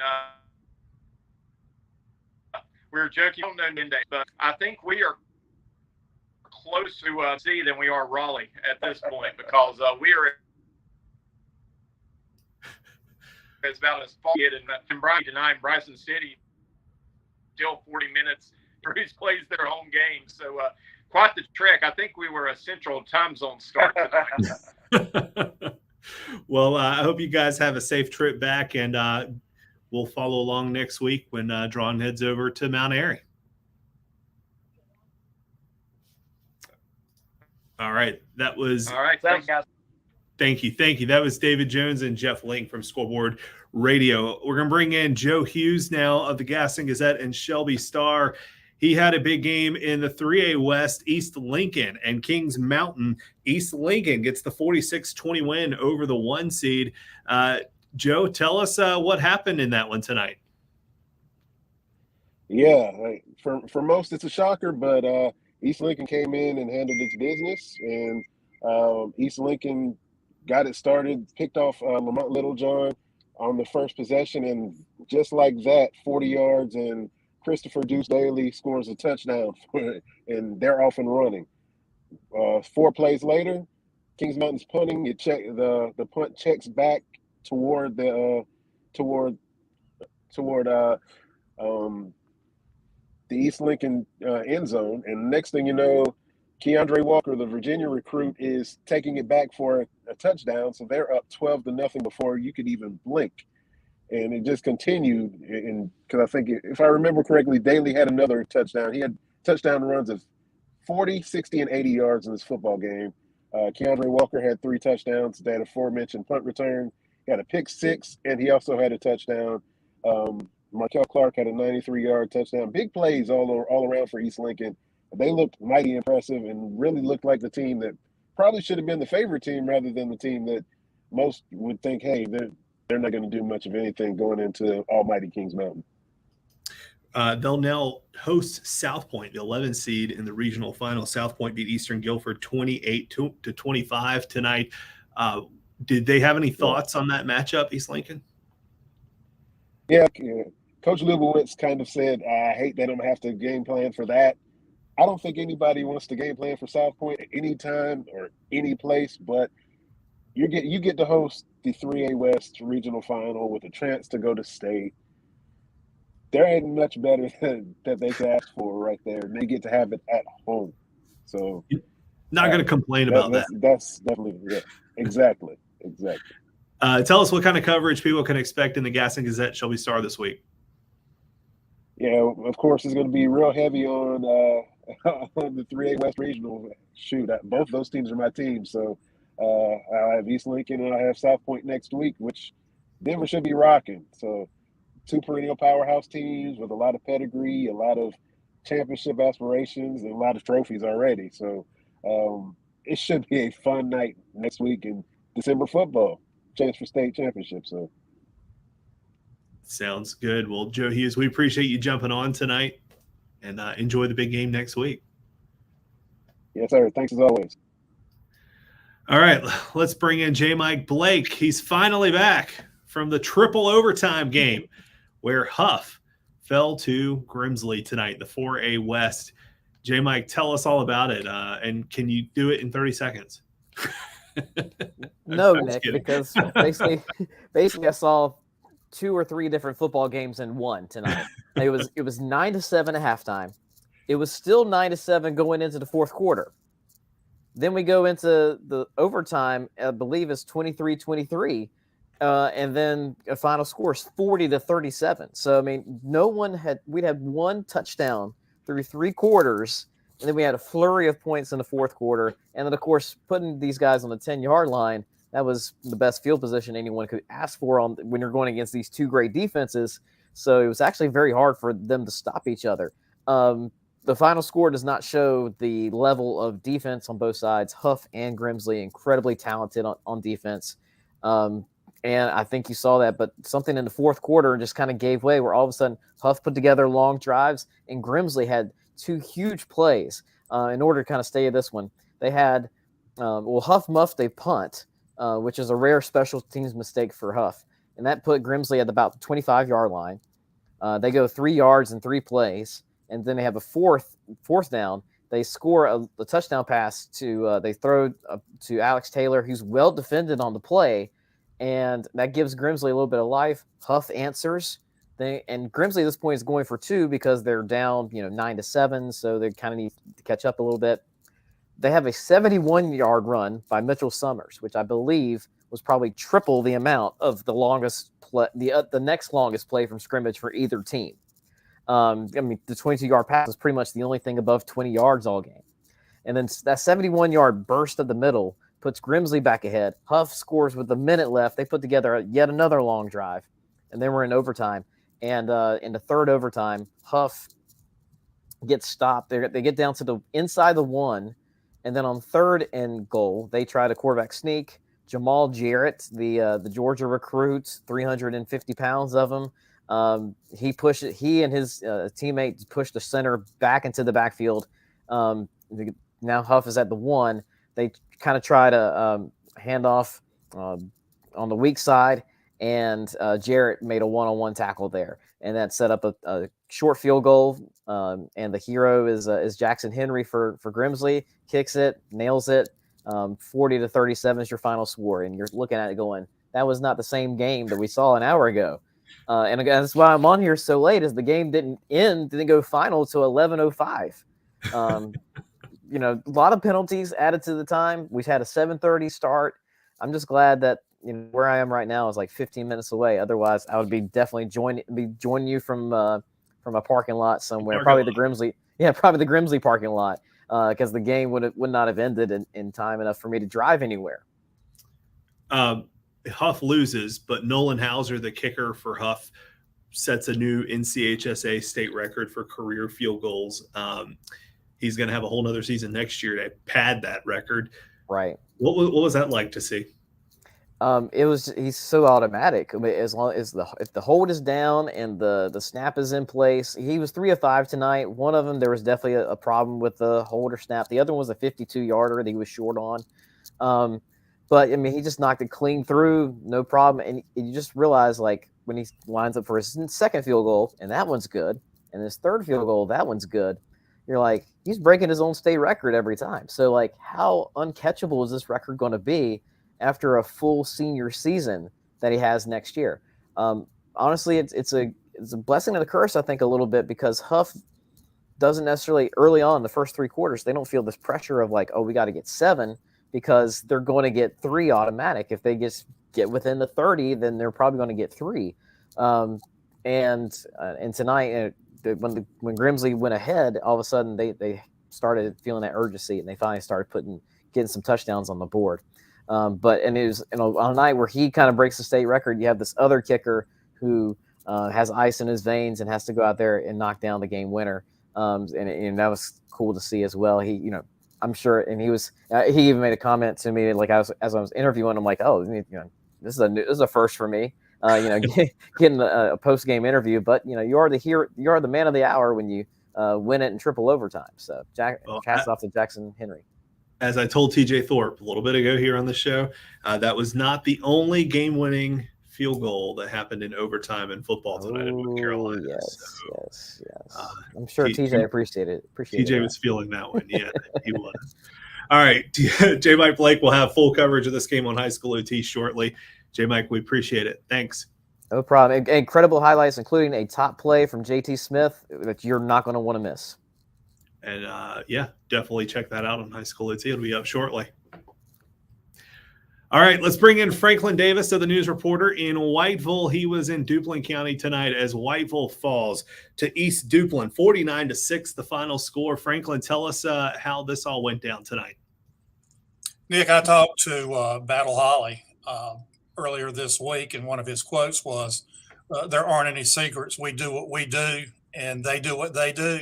What he should have said was, we do what we do, and we do it very well, because played an outstanding football game tonight in all phases of the game. It looked like it was going to be a defensive struggle to start with, as both teams made one first down and had to punt. Whiteville had 3 and out on their second possession and punted, and I hope I'm getting his name right. Devontae Hall returned it 63 yards for a touchdown to give the Panthers a 7-0 lead. Maybe one of the most key moments in the game, after that 7-0 lead, Whiteville took 16 plays and 7:24 off the clock, drove down to the East Duplin 23-yard line, and on fourth down, kicked a 40-yard field goal, but it was wide to the left. East Duplin took back over, scored on a 5-yard run. Whiteville did come back, drove the ball down the field. Luke Odom scores on a 7-yard run on fourth down to make it 14-6. Zach Brown, quarterback, had a 21-yard touchdown pass with 23 seconds to go before halftime to make it 21-6. And then a fumble on the ensuing kickoff was picked up by East Duplin, ran it back for a touchdown, 28-6 at halftime. East Duplin got the second half kickoff themselves. Avery Gabby had a 59-yard run on the second play from scrimmage, 35-6. Interception on the next Whiteville possession. Brown throws the second touchdown pass at 17 yards for 42-6. Then the following possession, another interception. Elam Moore picks it off and goes 49 yards, takes it to the house, 49-6. And running clock from that point, which helped me get home probably about 45 minutes sooner than what I would have otherwise. Yeah, well, we had put you so late in the show because you were worried about that. You weren't expecting that running clock. So now East Duplin, the 2 seed, will move on to host rival Wallace Rose Hill, the 12 seed, in the regional final in the 2A East. They beat Princeton tonight, the 1 seed, 48-14. That's going to be a huge Duplin County game in the regional final. I suspect if you want to. If you're looking for something to do in Duplin County next Friday night, you're probably not going to find anything outside of that football game. And I would recommend that fans get there early for that, because the top of the press box was, if you're not there early, you're not going to get a seat, and you may just barely be able to squeeze in the stadium when those two teams meet. Absolutely. Tell us what kind of coverage you guys are going to have in the News Reporter this weekend for Whiteville. Well, actually, we're going to be celebrating an excellent season. I mean, 49-6 doesn't leave a very good taste in your mouth at the end, but I'm going to want to emphasize that this team got to the fourth round for the first time. Whiteville had not been to the fourth round since 1987. Wow. They won a state championship. And this team, I think, beat all expectations of what people had, especially after the way the season started. So, it's going to be positive despite the score of the game. We're also going to be releasing some Welcome All Conference list and Player of the Year this week as well, Nick. That sounds good. Well, Franklin Davis, thank you very much for joining us tonight. We appreciate it. Thank you, Nick.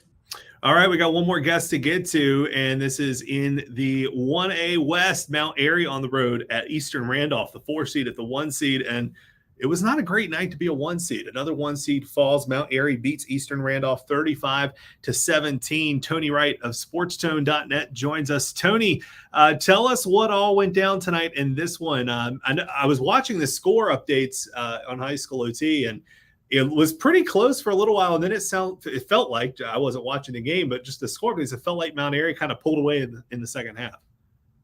It was one of those games, Nick, where Eastern Randolph dominated the very beginning of the game. As a matter of fact, halfway through the second quarter, Eastern Randolph looked like they were in charge of the game, leading 10-0. But then all of a sudden, Mount Airy flipped the switch and scored 2 touchdowns within the span of about 2 minutes at the end of the second quarter. And right before halftime, Mount Airy goes up 14-10.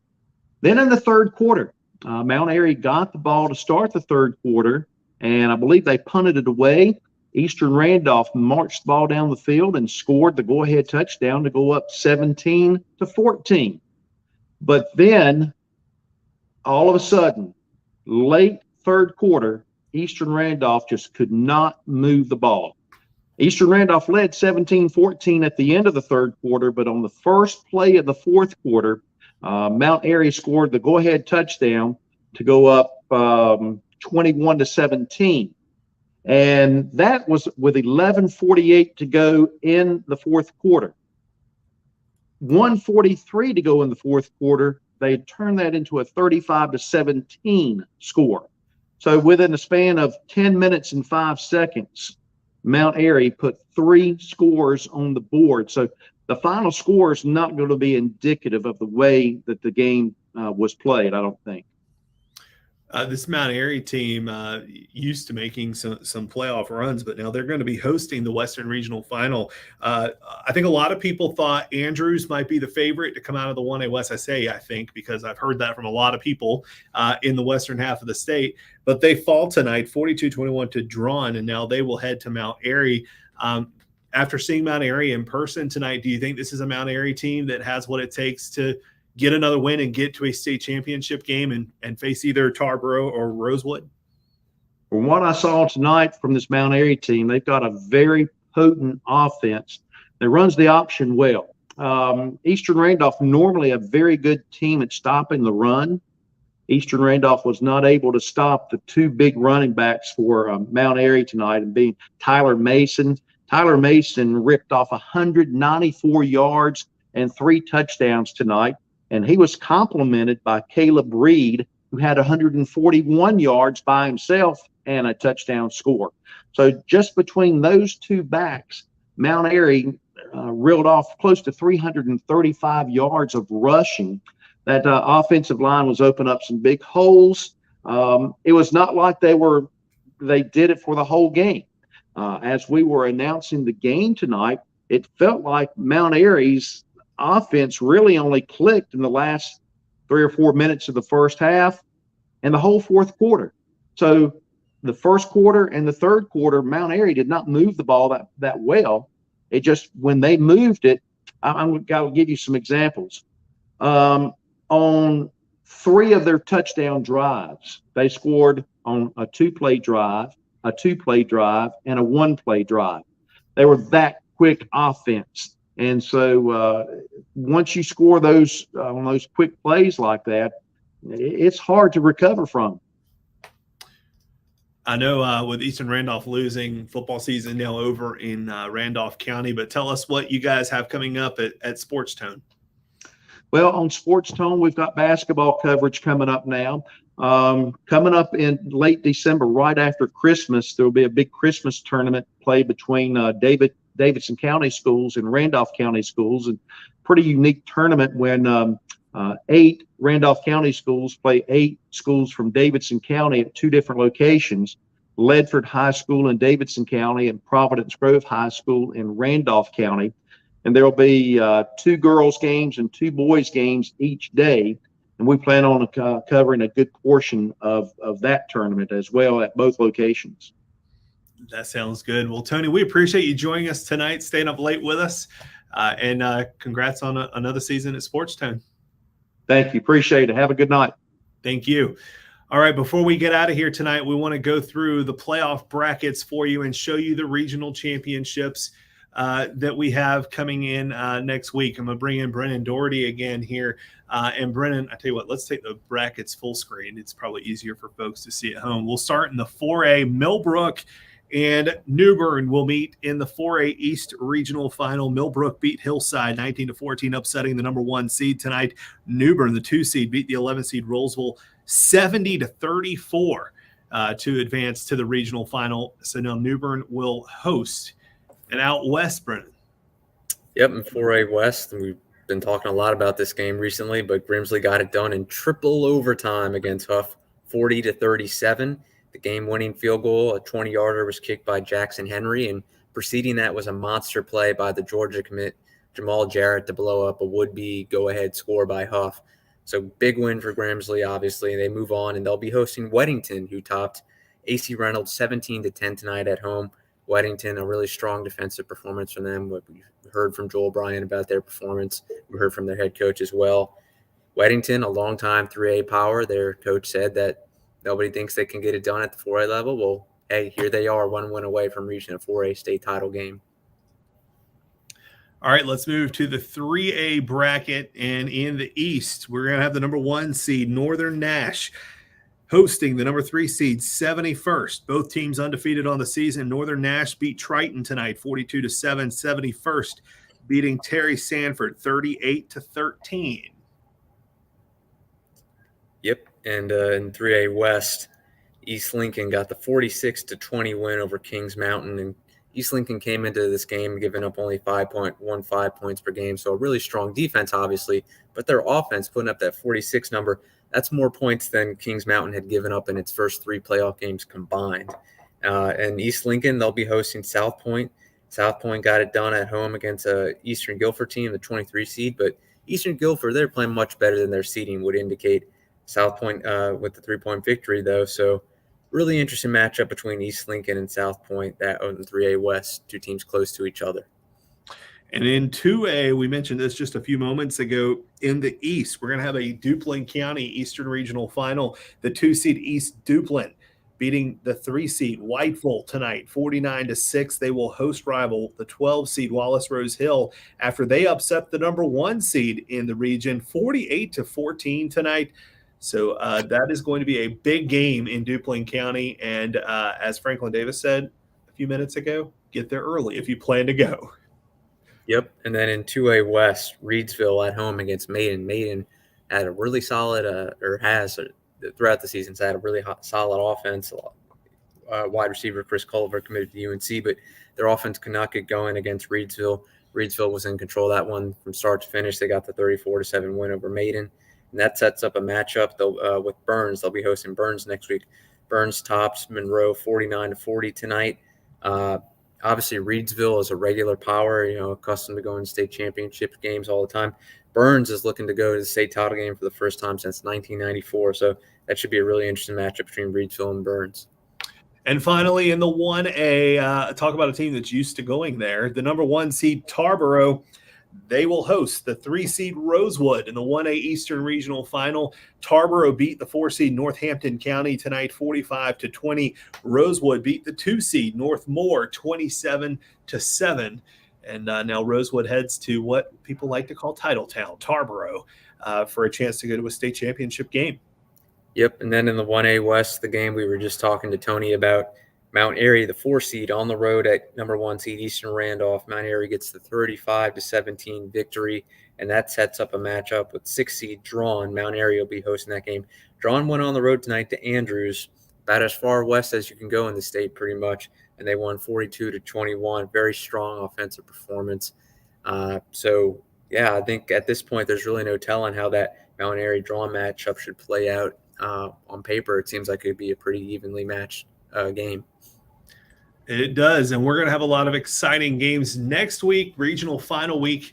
We will have full coverage for you on High School OT with preview coverage throughout the week, and of course, coverage from across the state on Friday night. We'll be back for another edition of the High School OT Postgame Show next Friday night, 10 to midnight, right here on highschoolot.com and on the High School OT app. And of course, we'll have full state championship coverage for you the following week.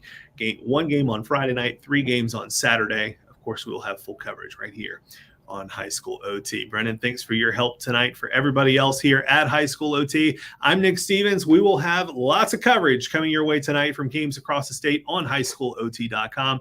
Thanks for watching, and congratulations to all the winners. Good luck to everybody who made it in to the next round of the state playoffs in the regional finals.